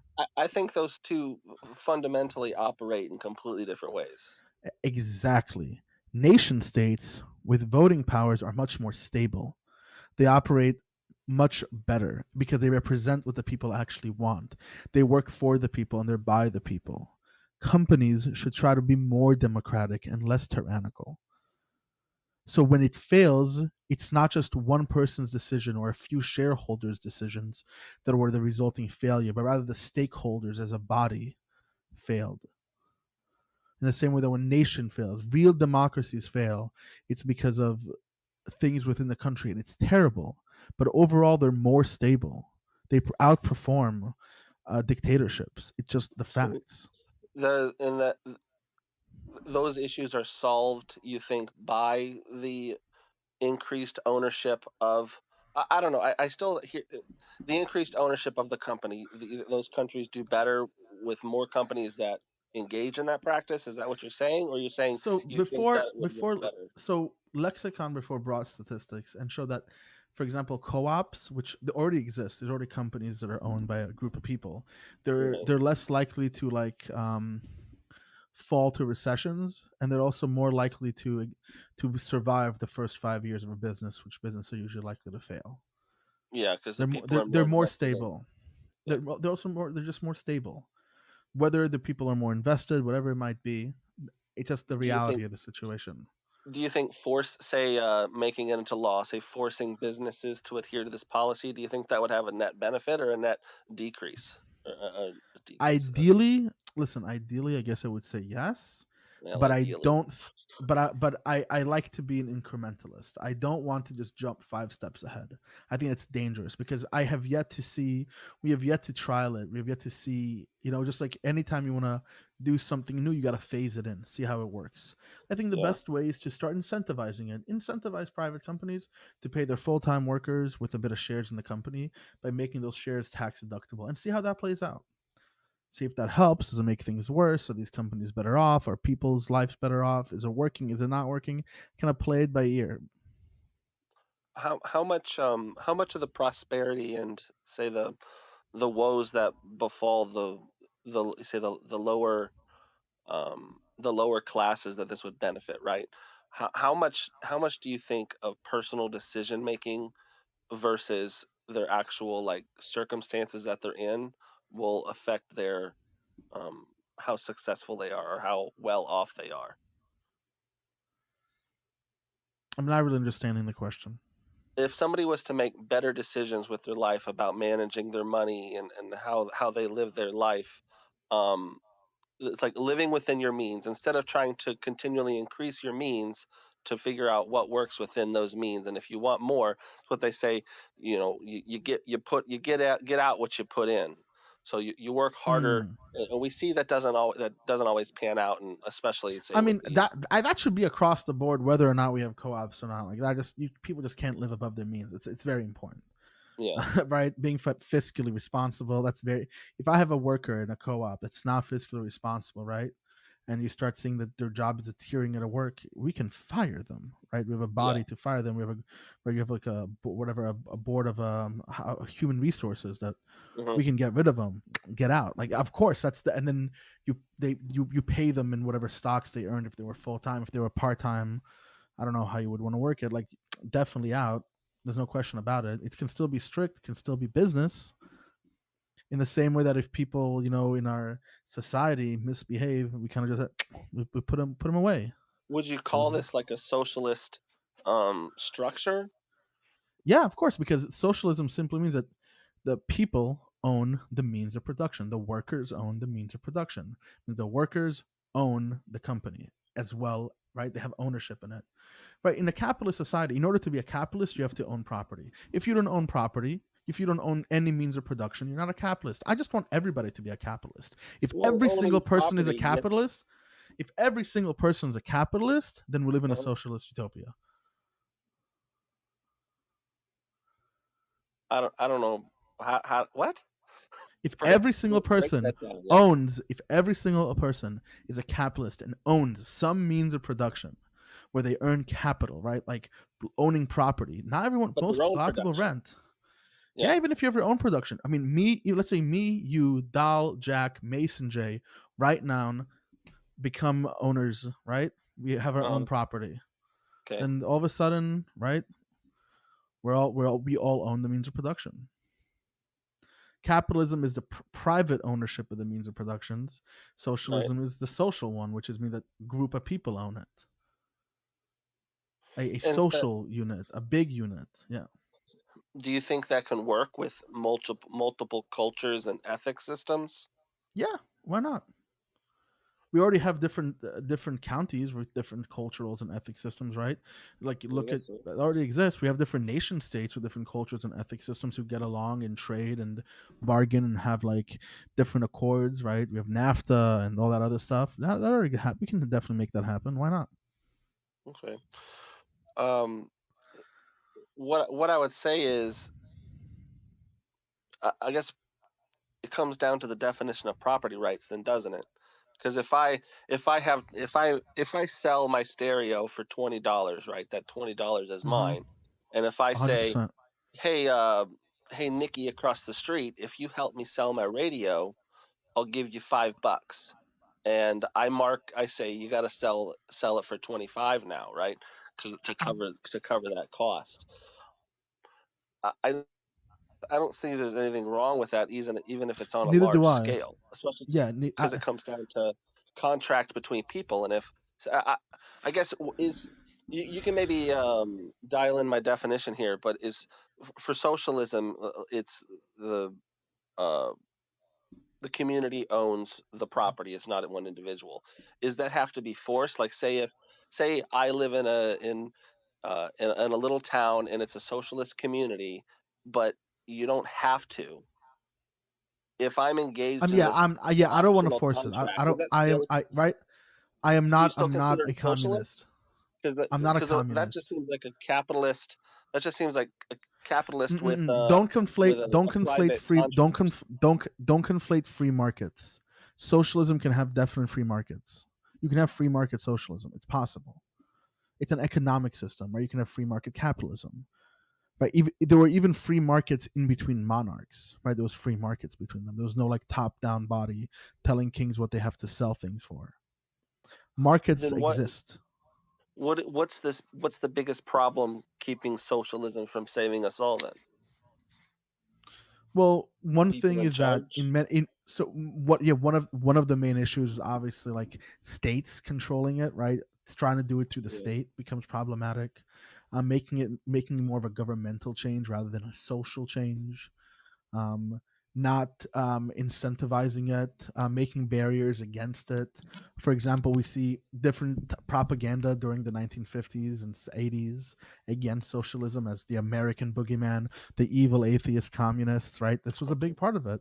When many countries in Europe, Central Europe, very much adopted these tenets without becoming communists, like Norway, Finland, Germany, Italy, and the like. Okay.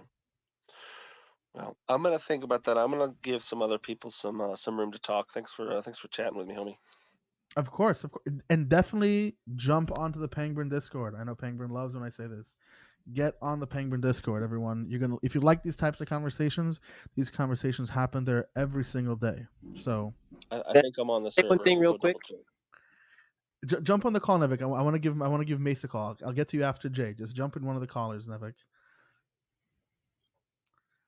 Okay.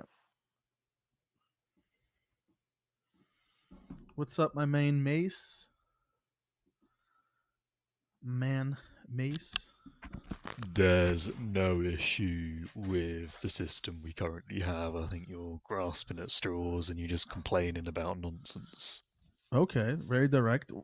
What issues do you think? What issue can you not identify any issues in our current system? Yeah, but the system you're proposing seeks to create more issues, not less. Like what?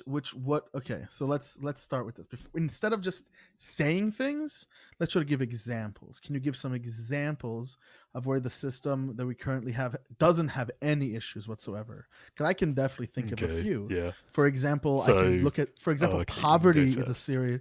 Poverty is a definite issue that our system has. Homelessness is a definite issue our system has. I actually disagree with both of those. And healthcare is a definite issue their system has. Completely disagree with that. Wars over resources is a definite issue our system has. These are not issues. Okay, that our system actually, has. the two I do agree with you on are war and homelessness. The rest I disagree. Okay, so we've found issues, right? So we can drop that first statement. No, I'm trying to solve. I'm trying to make it a little more egalitarian. I'm trying to make people actually live the fruits of their labor, right? And actually be That's what I'm for. I don't think contracts are easy peasy done. They can be exploitatory, especially in a work environment. So where's the issue here? Yeah, but the What are we beauty missing? of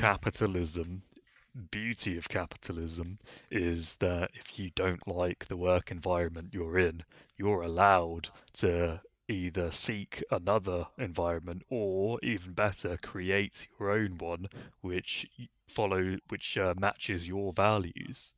Yeah, you can also do that in my values of a democratic socialism model. No, it sounded like in No. your Don't put words in my system, mouth, Mace. I said I specifically. hadn't finished. You don't know what Okay. words I was going to put in your Okay. mouth. Go ahead. So put them in there already. It sounded like the system you were proposing would make it so the government gets to control how your business is run. Never said that at all. One of the things I've been saying since the beginning is I do not want the government telling you how you have to run your business. I said to do incentives. Maybe that would be a good way to get it off the ground, but we don't need that to happen. I would like people to freely associate. We can go back. I would like people to freely associate, and I don't want to be ideally sure, but I don't want to do idealism and an incrementalist, right? So. But you said the government would force businesses to give shares to staff for free. I said I didn't say it free. Who said for free? I said as a part of their payment. Let's say you were gonna get paid. Yeah, that's free. $20 an hour, and you're gonna get 15 in cash and 5 in stocks. That's not free. If I've agreed to work for $20 an hour, and then the government comes in after I've made that agreement and says, "Oh, actually, I know you didn't agree this beforehand," to the business owner. Sorry, I know you didn't agree this beforehand, but you've also got to throw some shares into their pay slip now. Okay, if I agree to sell my labor for free and just sell my personhood, am I allowed to do that in the United States? I don't know. I don't live there. No, I'm not allowed to be a slave. Slavery is illegal in the United States. In the same way, we already do that. This has already happened. We've also made contracts with people under the age of 16 back in the 30s. The government came and said, nope, you cannot employ people under the age of 16. I don't care that you've had a contract with them. That is new. That's against the law. Yeah, so the way it generally works in Western countries is there are things you're not allowed to sell, which we can or debate ways about ways that you're not allowed to employ. I can't work someone. Let me finish, please. Okay. The way it currently works is I don't believe there are any governments in the West that force business owners to give away products or services for free or any sort of capital for free. No one said free. No one once said free. You're going to have to stop saying that. You did. No, if you're going to have bad faith, I'm literally going to disconnect you. For the third time, no one is saying free. I'm being serious.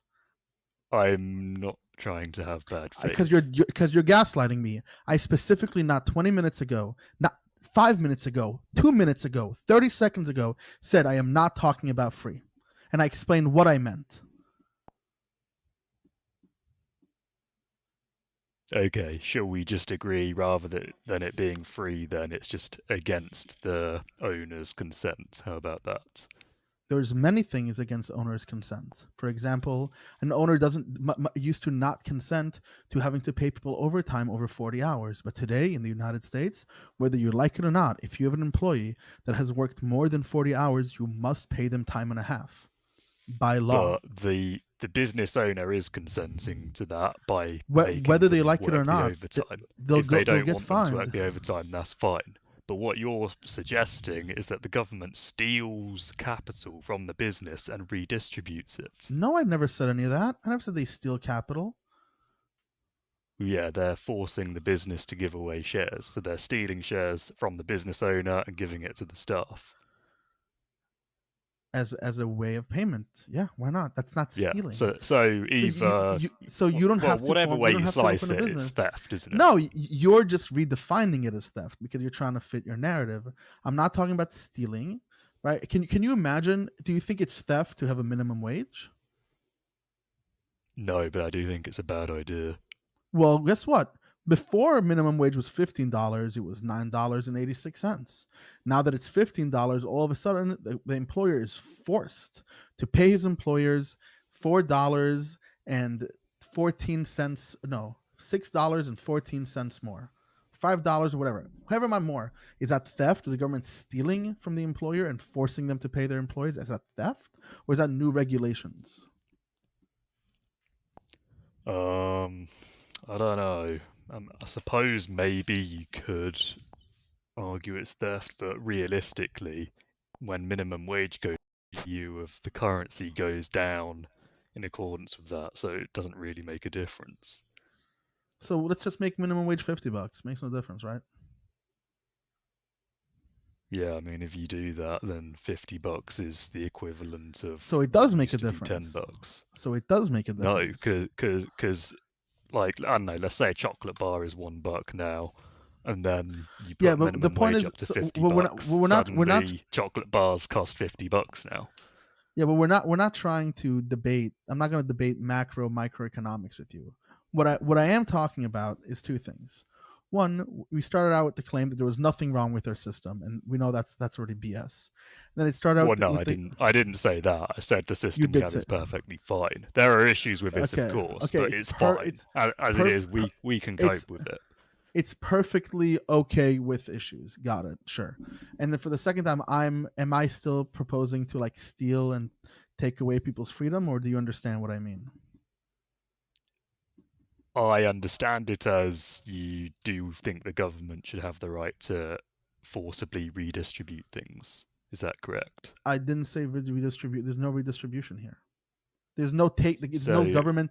There's no government taking anything and then giving it to other people. None of that. Okay. So let's say you're dictator of the world, right? I start my. I don't want to be a I'm against dictatorship. I'm against dictatorship. Yeah, but just play with me for the hypothetical, right? So you're dictator of the world. Anything you say goes. I've started my own business, and I'm paying them well. Let's say I'm paying them all $50 an hour, whatever, and that's it.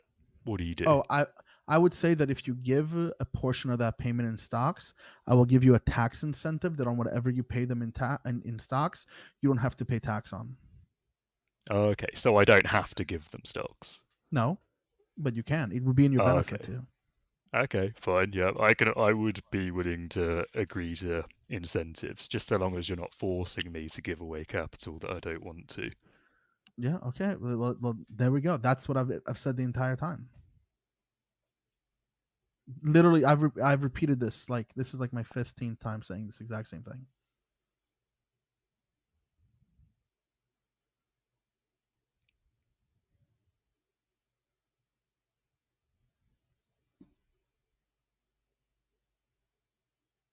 Anything else, Mace? I'll probably have something later. Okay, well, definitely jump back in on the call.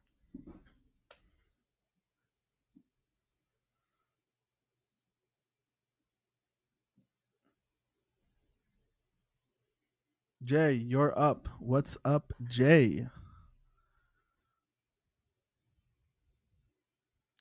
Hello, Jay. Try to unmute yourself, Jay. I want to hear what you got to say, Jay. Jay going once. Jay going twice. Jay going 3 times. Okay, we're getting Carnal live. Carnal, you are on the chat. How are you doing, my friend? Carnal, you might have to unmute yourself. Oh, call. Carnal, you might have to unmute yourself. Hello, Carnal.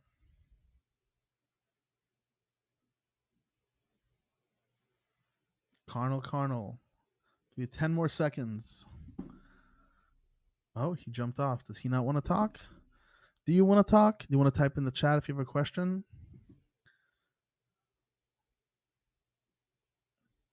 Nivik, do you want to? Oh, Mace is coming back in. Let's bring him in because I'm going to try Carnal one more time. Carnal, how's your mic doing? Have you were to unmute it? Nope, he does not want to come in. Okay, I'll bring a Mason. Mace. You're back in. Yeah, I thought I'd just help you out, Pix. Things going a bit dry there. If you list a few more laws you'd put into place as dictator, I'm sure we could come across something else we'd disagree on. Ooh, maybe. Let's see. What if I was dictator? If I was dictator, what would be another law that I would want to put in? I think I would definitely want to expand education to at least an associate's degree and increase trade and shop classes. What does that mean? That means that instead of just having basic like math, science, education, technology, physical ed, you would also be a part of your requirements would be basic plumbing, basic carpentry. That would also be a part of your education. You'd be tested on that, and you would have to deliver a Okay, project. yeah, I'm cool with that. Yeah, I'd definitely be cool with that. Another thing it would be comprehensive physical education is a very important thing for me. So not just like play volleyball at gym, but really have like tests to see your fitness level. Have a remedial class, advanced class, regular class. Where if you're in remedial class, it's much more focused on diet and it's focused on like Yeah, that's cool. gym. You got Yeah. anything more socialism based? Well, I think this is a bit socialism based, right? It's people owning the Not means of really. production of education. Yeah, right. So like imagine we can either have private education where there's companies owning it and people have to pay for the service, or it gets paid through a communal pool of government money, right? It's pretty socialist. Yeah, when I say socialism, though, I'm not really referring to just individual social policies. I'm talking about a socialist system where the government has control of everything. So I am not a centralized socialist. I'm not communist. I'm a libertarian socialist, where it's not a centralized entity controlling the means of production, but rather small associations within themselves, self-contained, control the means of productions.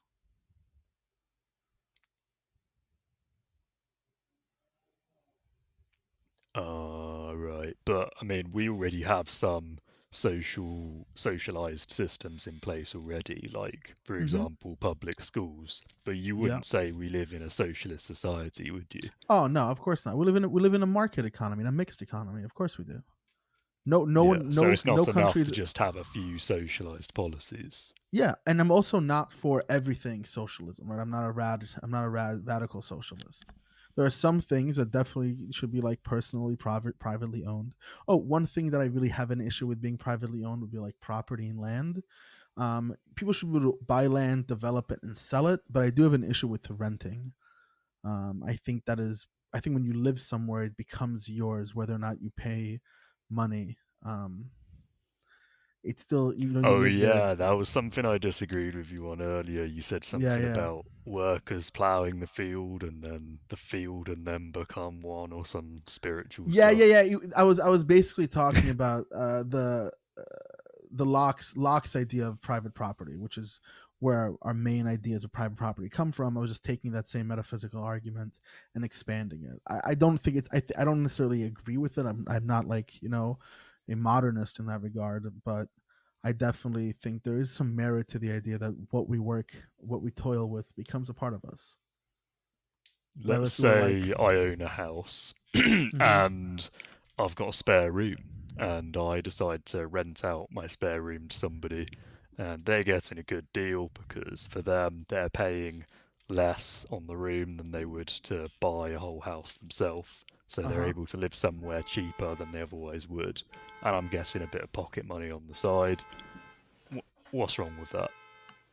I don't think there's anything wrong with that, but they do have rights that are recognized in the state, right? Like there is tenant rights. You can't just do whatever you want. Yeah, but they don't own the property. Oh yeah, for sure. But I think for me that would be subletting. I don't really have an issue with subletting. I have more of an issue of I own a property that I don't live in. Right, I'm a landlord. I have like 15 different houses, 3,000 apartments and I just rent them out to people. I think what you can do is there's many different systems where you rent an apartment and then there's an option to buy after a certain amount of money or after they reach a specific like price point. There's many different systems like that. I think we much better implemented. At least people should voluntarily implement them, or maybe they should be incentivized. I don't necessarily know if it's. I think it's pretty authoritarian, just forced down on people who don't want it. But then again, if 90% of the country voted for it, that's what they want, then that's what's happening. You know. Okay, so you said you're not going to enforce it. So does that mean you are okay with people who own properties and land Oh, to I'm not okay with rent it. that out if they want to? I'm not okay with it. So, for example, if I was But probably as the dictator, you'd allow it. as dictator, because I don't want to be a dictator, I would think it would be antithetical to the freedoms of people and self-determination to do that. But I will definitely Okay, strongly that's good to incentivize hear. it. I would strongly incentivize it and probably, speak on the nightly news of how that's what people should vote and do. Like if I was a dictator, I would simply go back to democracy like the next day. Right? I would be like, okay, my first rule is dictator. I'm not dictator anymore. We have a democratic system. Let's go. Like that would be my first thing. Because I just don't want to be a dictator. Yeah, I was surprised that you recognized that forcing the rich people to sell properties they'd rather rent would be an infringement of their rights. So I it's mean, good because we agree live on in a that. democracy, right? We live in a democracy. We live in, and I want that extended into the workplace. That's all I care about. I care about extending democracy into the workplace. I love freedom. I love democracy. And I want to see that go so far that it's even in the workplace. But voluntarily, not enforced. Correct. Just like I don't think that if I had saying I'm not for totalitarianism, I'm not for fascism, I'm not for government systems that don't care about what the people that they govern want, right? That's a very difficult situation. I don't think that's possible. I think governments are there to serve the interest of the people. I do believe it's within the interest of the people to do what I'm suggesting, but I'm not going to do that against their will. I'm going to try to convince them that it is their will. I believe in democracy, like I said. It sounds to me then that you're actually okay for the most part with the system we already have, because the system No, we I'm have not does okay. allow people. The Personally, system I'm we not have okay with allows it. people to voluntarily run their businesses in socialized ways if they want to. Yeah, but I think that the system as it currently stands, the democracy is a little bit, fudged around with. I made an episode about gerrymandering. I made an episode about rational choice theory.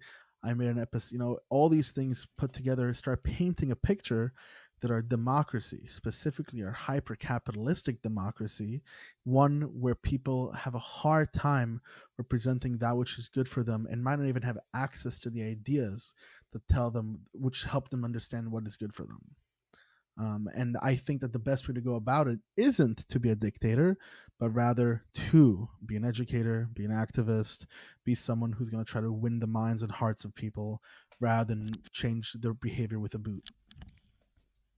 So realistically, though, you wouldn't make any drastic changes to the system we have now. You'd just add a few incentives for people to voluntarily do things a bit differently. Yeah, I'm an incrementalist. Obviously, I have an idea, an end goal in mind, but getting to that end goal with a boot is horrific. What do you mean? That's psychotic. But using increments, small steps along the way, I think is the best way to go about it. Yeah, so the system we have now is pretty much fine, then just add a few incentives here and there. No, it's not fine. It has significant issues, and adding those incentives will start alleviating those issues, but it's definitely far away from being perfect or quote unquote fine in my eyes. Let's see if Carnal's got his mic working now. Let's see. Mace, thank you once again.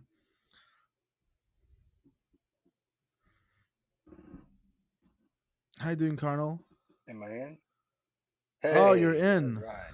There we go. Yeah, I've been having some issues with the app. It actually crashed my tablet. I'm gonna have to go back to my phone. You know what you should do? And Try to maybe reinstall and uninstall.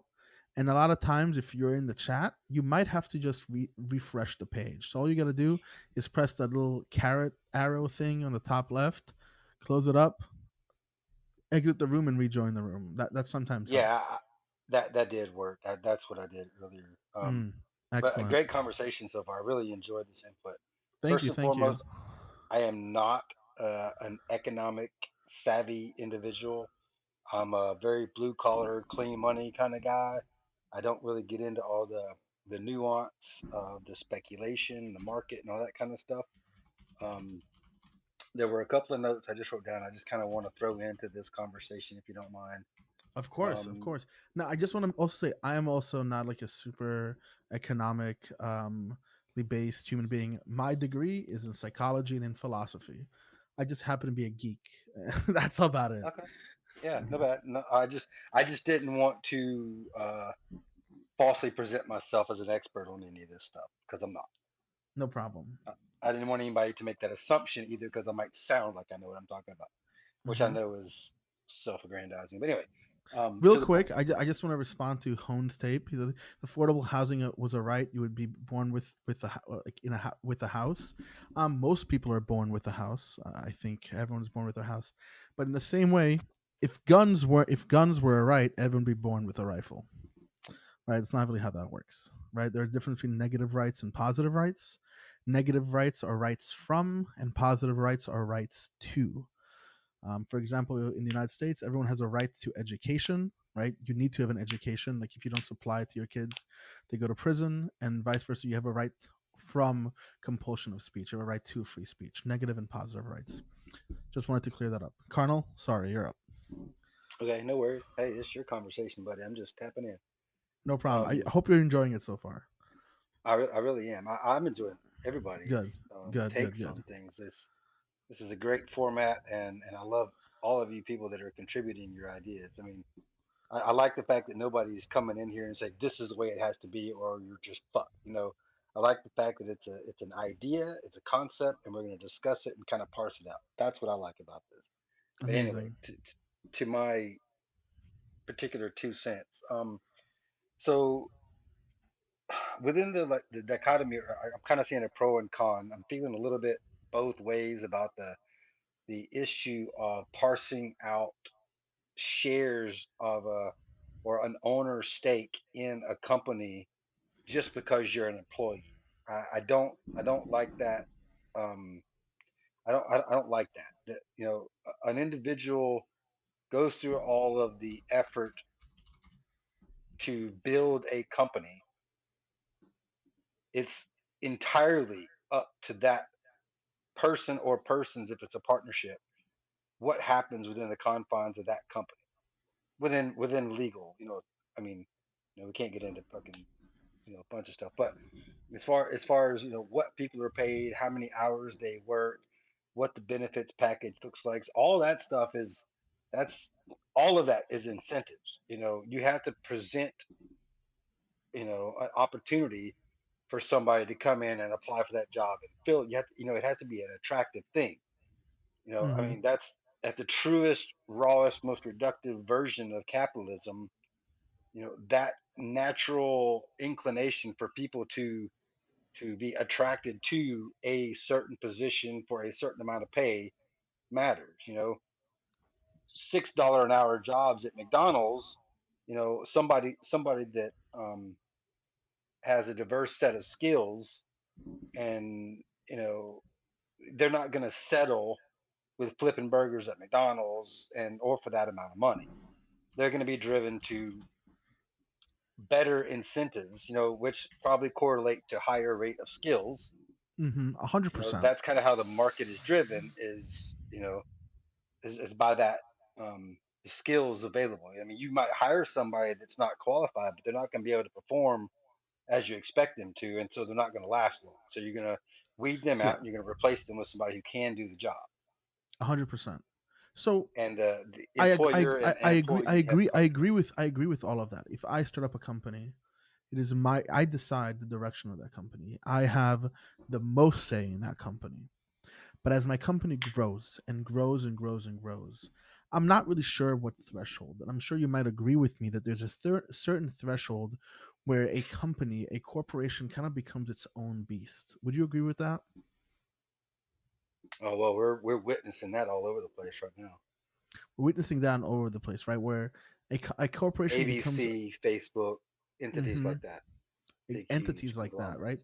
So on a small level, right? So I like to use this analogy, right? I definitely know abortion is wrong at 9 months, right? I'm not. I'm also kind of. I'm pretty sure abortion is okay, right? As the sperm hit the egg. Personally, we can. The analogy here that I'm definitely sure that my ideas about a collective democratic workplace is not going to work with a company with 15, 20 people. That's absurd. That's absolutely absurd. That's not going to function. It's going to be problematic. The company's going to be bankrupt in a few days, right? It's just not going to work. But I'm also sure that on a grand scale, on things the size of Walmart or Target, it might be necessary. Do you see what I'm saying? Yeah, I have a counter to that though, if you'll let Okay, me. go ahead.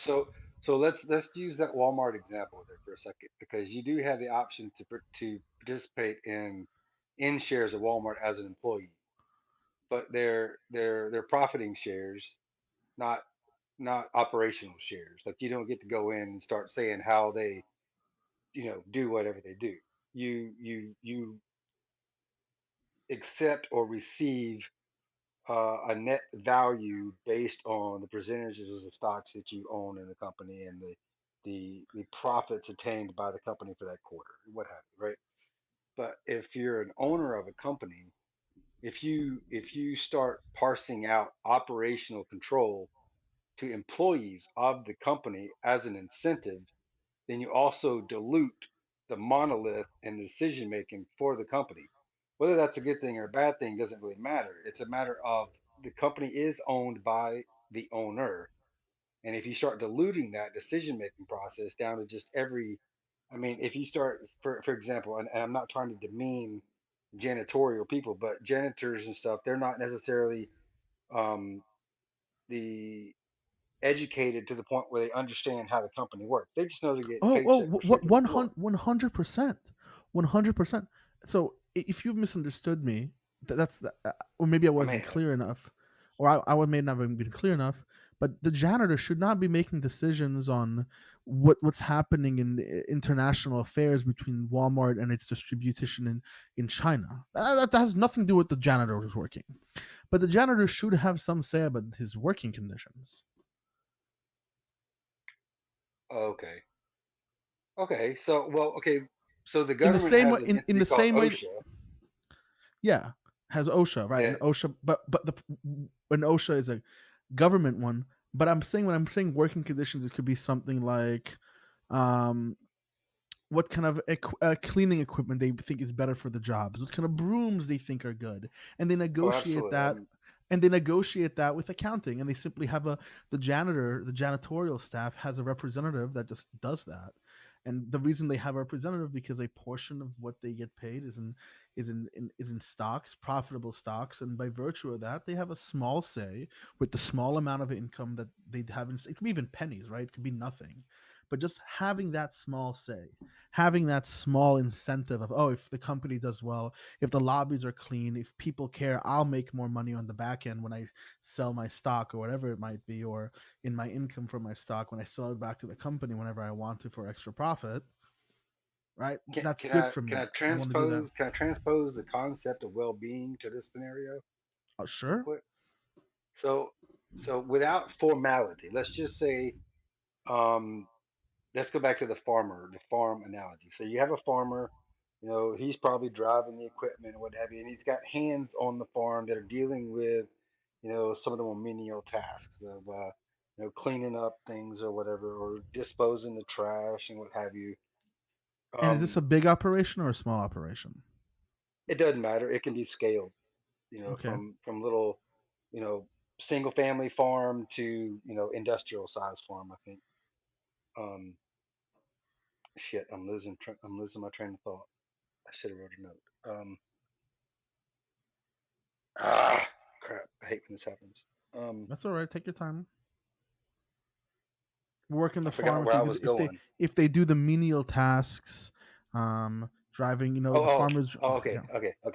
I got it. So yeah, so if the individuals do their job to the best of their ability, as described or prescribed by the owner or the manager, right?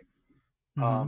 Then that will lead to a building of equity within the country, but or in the company, just organically. You know, quality of work, QAQC, those kind of things, and Mm-hmm. safety, having a safe workplace, putting out quality product or a quality service that will organically generate a net profit.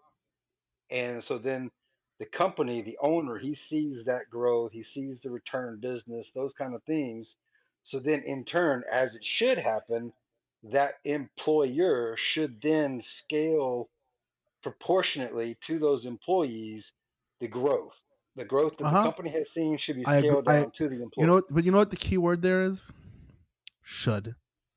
I agree Yes, with you. Ideally, I agree with you. I wish businesses ran that way, but the evidence just shows that it's not the case. greed has taken over. Mm-hmm. It's when And companies are right, and reduced what's down the to statement? just What's the the statement? monetary gain. Yeah. And what's the statement? Absolute power absolutely corrupts. And when Absolutely. someone has a staff of 1,500 employees and they're the sole decision makers, they have absolute power, and that power corrupts. And this is where, in the same way that we learned that the way to take away absolute power from dictatorship is through democracy, I want the same thing in the workplace. Okay. All right. So before I forget, my other two little things, education should be Mm-hmm. open source. There should be no form of monetization for education. I believe I agree with you.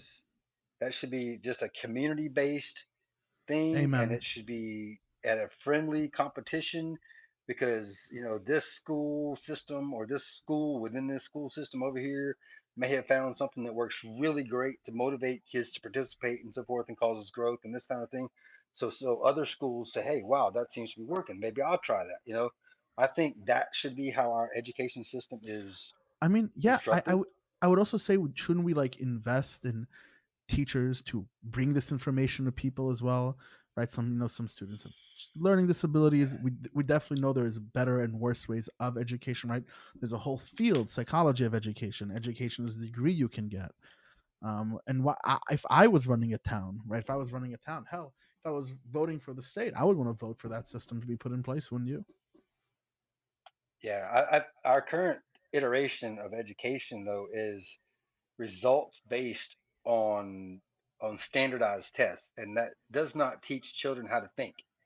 It doesn't Yeah, teach them to be critical yeah, I agree. thinkers or There's a anything. lot of there's a lot of issues. I think there's a lot of issues, and we can talk about that. I think on another time. But that's a Um, result of the socialization of education. not, I don't think it's a result of the socialization. I think it's a direct.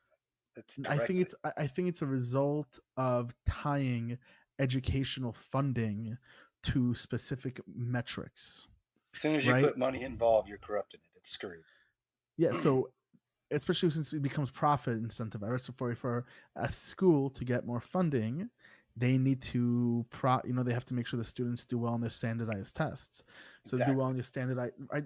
It's a bad metric. We have to update the metric. It's a highly Um, corruptible system. It's susceptible to corruption. yeah, so I think that's definitely an issue that we need to have. We need to fix where uh, funding for schools is based on something a little bit more comprehensive, not as archaic as just like a regents exam or a standardized test. It becomes problematic because kids are taught for the test rather than taught for the subject to really have a comprehensive understanding of the subject. I'm not really sure how to get that across, but it is a valid concern. And you intrigued me on that. Maybe I'll do some research and I'll do another episode on that. And I'll definitely invite you personally. Invite you to come in if you're interested. Oh, sure. Last Yeah. point that I had a Yeah. note of was on the minimum wage thing. I Okay. personally do not believe minimum wage has a place in a capitalist economy. Period. So If for me, if minimum if they're wage is a not moral paying enough, argument. don't do the work. Period. For me, minimum wage is a moral argument. I think I it's a see. bad idea I economically. th- I mean, I think it's not even a question. I think that an adult human being's time, right? A human being's time, period, is not worth $2 an hour. I don't care who this person See, is. that's subjective, Oh yeah, of course it's subjective. and it's relative to the individual's perspective. Yeah, and Because a I mean, 16-year-old in high school working 12 hours a week, they have no skills, no trades, no education. They're just there to fill a spot and do really menial tasks, most likely. but So it's still their why time, should right? they be getting $20 an hour? Not I don't necessarily a living wage. I don't know if they should be You know, getting I don't know if they should be getting $20 an hour. I mean, right, it's a living wage. that It's a was just a living. number. It's a living wage based on 40 hours, but I don't know. But I don't think I think that minimum wage is better as a moral argument, because when we start getting into the minutia of like, what is this living wage versus what is that living wage? I think there's many more things to take into account. But individual standards of living vary, so their requirements for maintaining a minimum standard of life also vary. yeah, of course. So what they're willing to do, what they're willing to put their time in to earn money to sustain themselves, it's purely up to that person. If they don't want to work for $5 an hour, okay, but they don't let's have to take work it for this way. $5 Let's an take it this way. Let's take it this hour. They have way. the choice. Carnal, what do you do for a living? I'm forcibly retired due to disability at the moment. Okay. I used to be a generator specialist in power generation. That's pretty cool. Winding So engineer.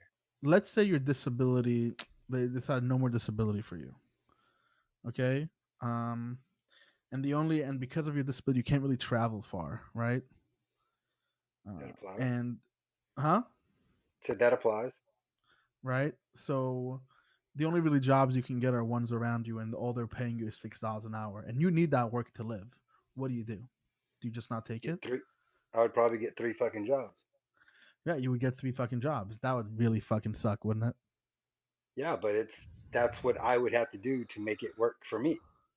I So don't have the ability to change, or it's not my place to change the system. I have to adapt to the system. wait. Why do you say, wait? I think this is where we're hitting something. Why is it not your job to change the system? You're a democratic member. You're a democratic member of our society. You have a vote, and your vote is there to say how you want the world to be, and you vote in that direction.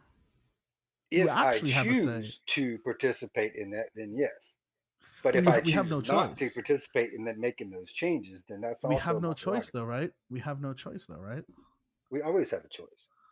No, there's always a choice. Tell me how there's not. Sometimes, do I have a choice to not pay taxes? Yep. Okay. When I say choice, I'm not talking about the libertarian idea. Do I have a reasonable choice? Is it in my benefit to not pay taxes? Is it in my benefit to work for $6 an hour? Is it in my benefit to work 80 hours a week at $6 an hour? I can answer one of these. You can't throw 5 of these fucking things at me at one time. Okay, touche. Pick one. Is it in my benefit to not pay taxes?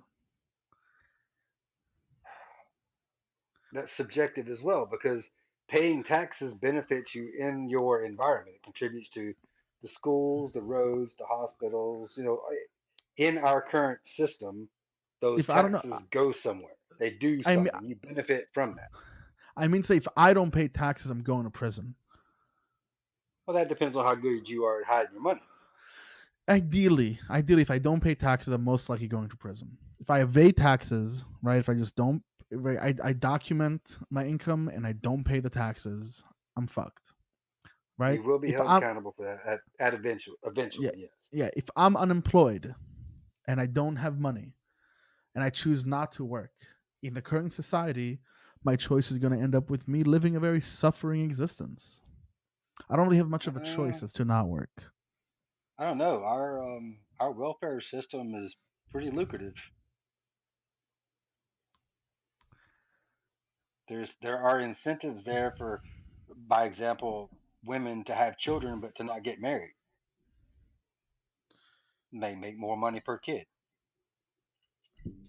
Well, That's a social system, right? I mean, that's a sure, but I'm not talking about that. What I'm trying to get at is that there are certain areas, like if you don't want to, even people who live on welfare, they're not living good lives, right? Public housing, it's crime invested. It's not a good place to be, and ends up being a job all by itself. But if we're looking at like the welfare system and how it perpetuates itself, that's tertiary to the point I'm trying to make. The point I'm trying to make is that in a functioning society, we want people to work, right?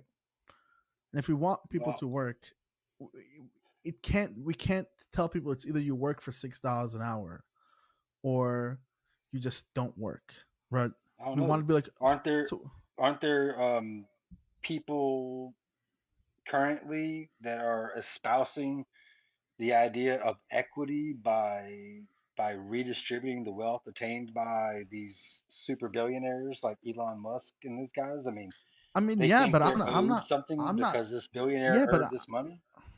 but I'm not interested in people just sitting around. I want a functioning economy. I want a functioning society. I'm not okay with a Right. system where people get handed out $1,000 a month to sit and consume videos on YouTube and pay for ads, and then we're going to tax those rich people who are profiting off of people and then giving them the money back that way. I'm not into that. I'm not okay with that. Are you okay with that? No. Our current No. So system, I think the system itself, the design, the structure, the infrastructure is good. I just think people have lost sight of their own personal value. So they don't fight for the amount of money they think they deserve. They just kind of cower and say, "Okay, I'll take this." They yeah, they because they don't they want their don't lives. realize how much Real power they quickly, have. they don't. First of all, yeah, we have to empower people, but people are also afraid because they know that if they don't work, they don't want to be poor. They don't want to. They think that people are going to turn them down because someone else is going to. They're afraid someone is going to be willing to take that job. So we're There's basically always talking going to on be somebody to take a job. Always. unless we collectivize, unless we activate ourselves, unless we empower ourselves and stand together and say, you know something, we're not going to work for this. Suck it. We're going to strike. We're not going to work unless we get paid more as a whole. And this is where unionization started. This is Have where you ever been a like, union employee? at one time I was when I used to work as a supervisor for a group home as a DSP. We had a direct support professional union. Were they a good union? Did they support the employees? No, they absolutely sucked. Okay, I had the same experience when I was with GE. And So that's we two. tried. You know what we tried to do. You know what we tried to do. We tried to like fight against that union, but it was a non-for-profit company with this union, and they basically were in cahoots. It was a whole corrupt nonsense, which is why I'm not for unions. I'm for directly democratizing the workplace, where we kind of get rid of this extra bureaucratic system. But unions were created under the premise of empowering the employee to negotiate for rights, better wages, Yeah, benefits, work environment. All of that stuff is the reason why unions were developed. yeah, and in the same way, we develop certain things, and later on, as society changes, we learn more about it. We learn more about its flaws, and we learn that some things, the idea of unionization was secondary. We can implement it in a better way, and I think a better way to implement it is to have the workplace itself function in a democratic way. Yeah. As No, I was Benson just said, thinking something. well, Because the thing, our Colonel, economy is kind of. it is getting late for me, and I want to Oh, get to the rest of sorry. the guys on the chat. No, it's not your problem. It's just I work all day, Okay. Yeah, and no worries, I no come worries. home I right. hear you. So it's already 10:30 for me. I've yet to eat dinner. So let me get to Brett. Oh Let my me get to goodness. Christian, and I think we'll call it a day there. We have another 15 Okay, minutes or so. Okay, but thank you, great. Colonel. Love you, man. Great Thanks for having me. conversations. No problem, of course. Hey, Brett, you're on. Hey guys, can you hear me okay? Yeah, you sound great. Let's try to keep it short and sweet. Maybe like 5-7 minutes. Yeah, I'll put on a timer right now. Okay. What a So mensch. first of all, I'm one of those teachers you guys have been talking about in the education system, and I fully agree with you guys. We're on an industrial model that needs to go to more cognitive base, as Carnal was saying. Mm-hmm. The standardized tests don't measure actual intelligence; they measure memorizing facts often. Mm-hmm. So we're trying to do that at the By the way, school I work at. a big thing that I did in my undergrad is I did my concentration was in adolescence, like high school age, and a Yep. lot of research into developing minds and education. And a big thing, I don't know, let me know what you think about this, is teenagers need to feel empowered. And I think a big part is that school for them feels a lot like a prison. They don't Yep. feel like they really have a say in like their class, in their trips, and how they want to organize in the classes they can take. Kind of Yep. giving them more of a community sense in school will be very important to their longevity in learning. With schools that have implemented the system of like panels with students who basically decide punishments for their peers, I like that. there's been a drastic decrease where basically the peers get to know each other, and then they basically say, hey, like, we agree upon that by going to the place, kind of like you were saying, the democratization Mm-hmm. of the workplace, because you take out the principal and the adult as the bad person. But there's actually, I wanted to get to another topic. I also agree with Carnal about the idea of greed. I think that greed in our system is something we have to harness, and it's really unfortunate that sometimes we have to make laws with it. But you know, life before unions and before all the stuff that Roosevelt did, you know, you can say that minimum wage and other stuff isn't great, but the world before that was just, you know, Awful. like you said, 10-year-olds in the fucking oh, sorry, I didn't mean to swear. No, you can swear on my show. You can swear. You can say Okay. there's only a few words I won't allow, just because, you know, like internet issues. But you can say Yeah. fuck, shit, cunt, bitch. You're all good. You have 10-year-olds in the coal mines, and that's just, you know, like we obviously, the system we have now is problematic because wages didn't raise with the cost of living over the last 50 years. I'm curious to know your perspective on things like housing and water, because housing in many cities is out of control with, you know, workers and being able to afford a place. And the second one with water, I wonder how we solve that, you know, that small resource for growing populations. Okay. Whew. Okay. When it comes to housing, two Yeah. things need to happen. We Sure. can't. Most of the issues with cities, the surrounding suburbs aren't willing to allow for 2-3 family homes, right? They're not letting that construction happen, especially in New York City, where I'm from. Yep. So that needs to change.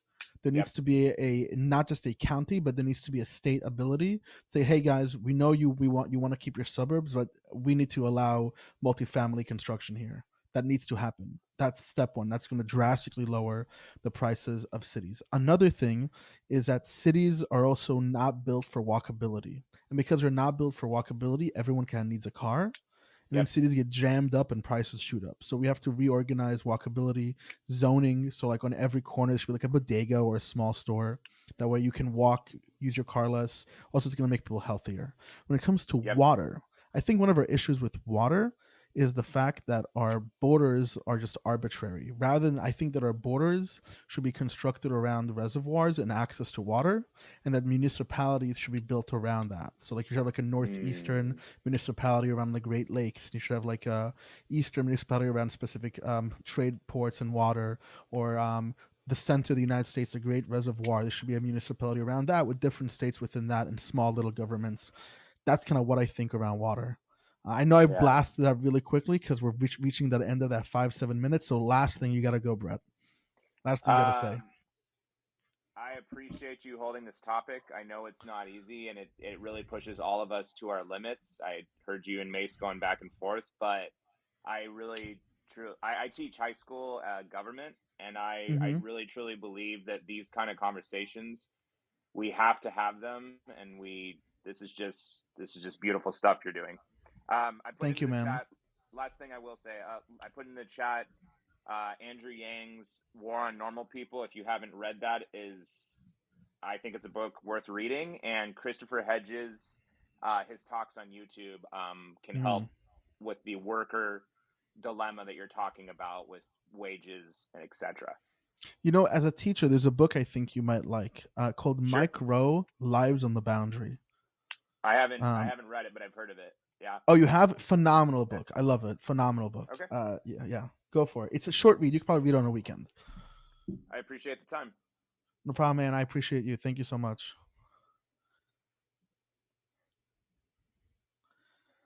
Hey, Christian, how you doing? Hello, everything is Hello, fine. hello. How are you? How are you? You're from the DR, right? Yep, Yep. Okay. the, Okay. Okay. How you doing, my friend? I'm fine.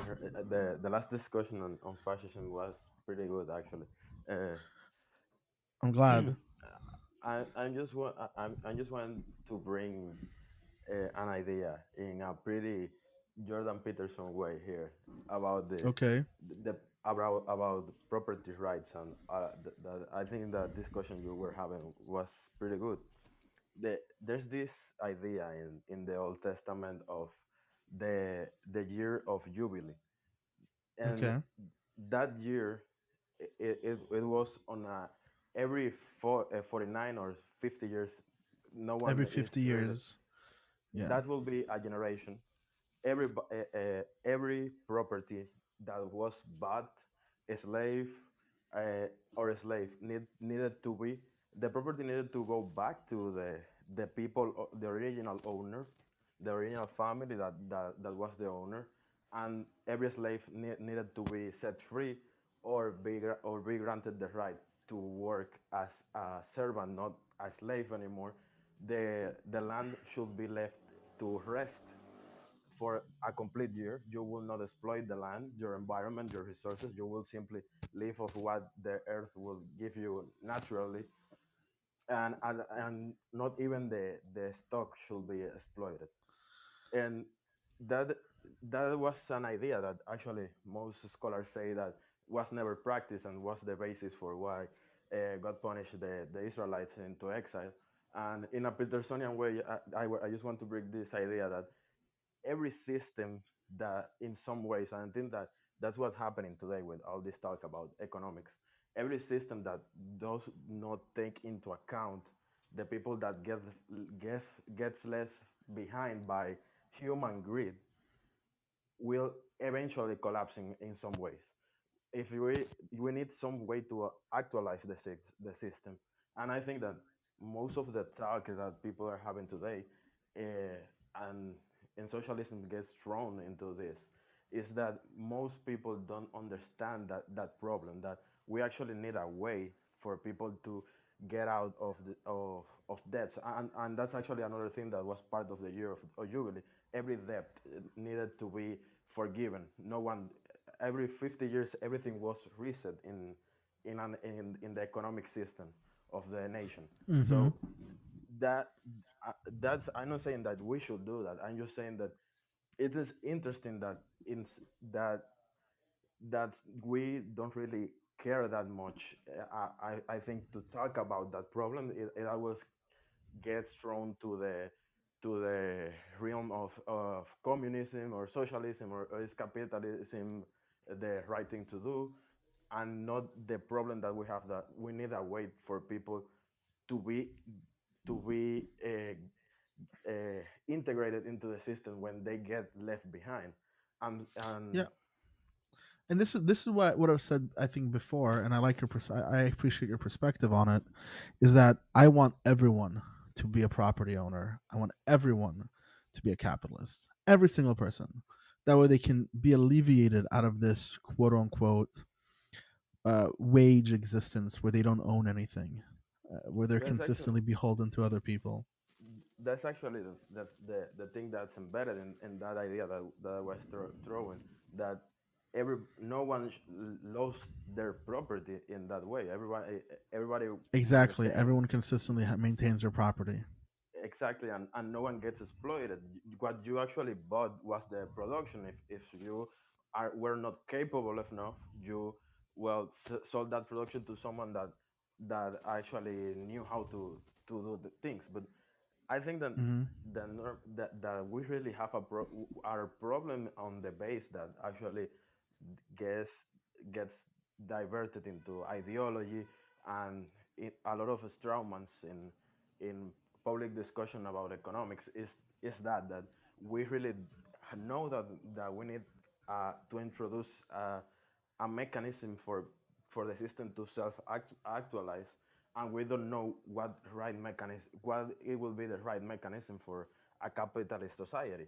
But and I think that that's the gist of the problem, that no one's really defining or going into that direction. Everything goes more to throwing names and not actually discussing the problem of the people that get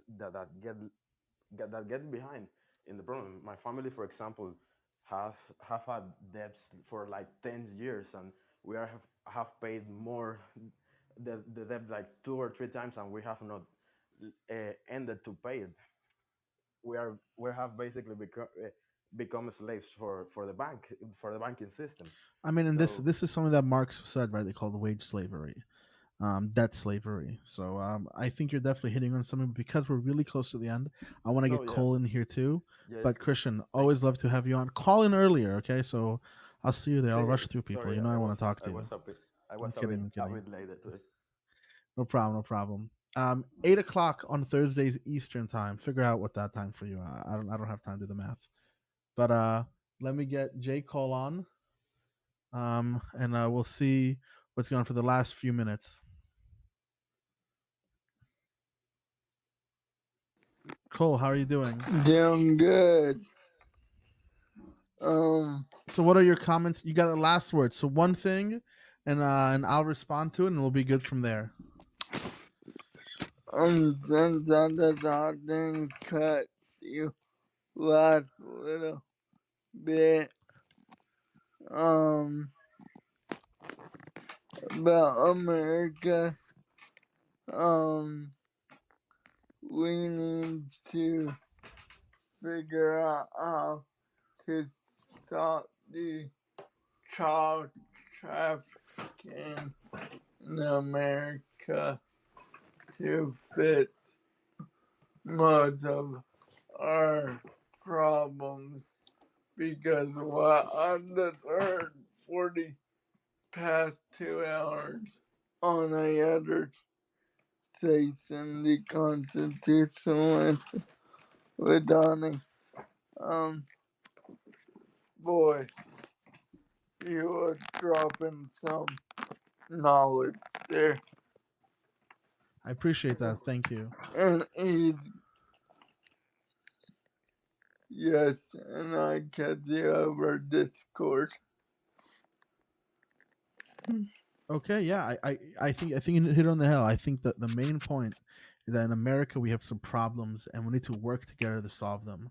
We don't have to argue about things. We have to find solutions to them, and we can't be idealistic one way or another. Cole, thank you for that final statement. I think you closed it perfectly. You got another thing you want to say? And everything for child sex trafficking is connected through Disney somehow or another, through the Rockefeller, through these organizations that nobody talks about. Well, that you're right. Child sex trafficking is definitely a major issue. 100%, no question about it. So thank you, J. Cole. Try to call in a little earlier for the show, so you'll have more time to have a conversation. But again, thank you everyone for today's show. Next week, I believe I think I might change the topic, so pay attention to that. But other than that, thank you so much for everyone who came.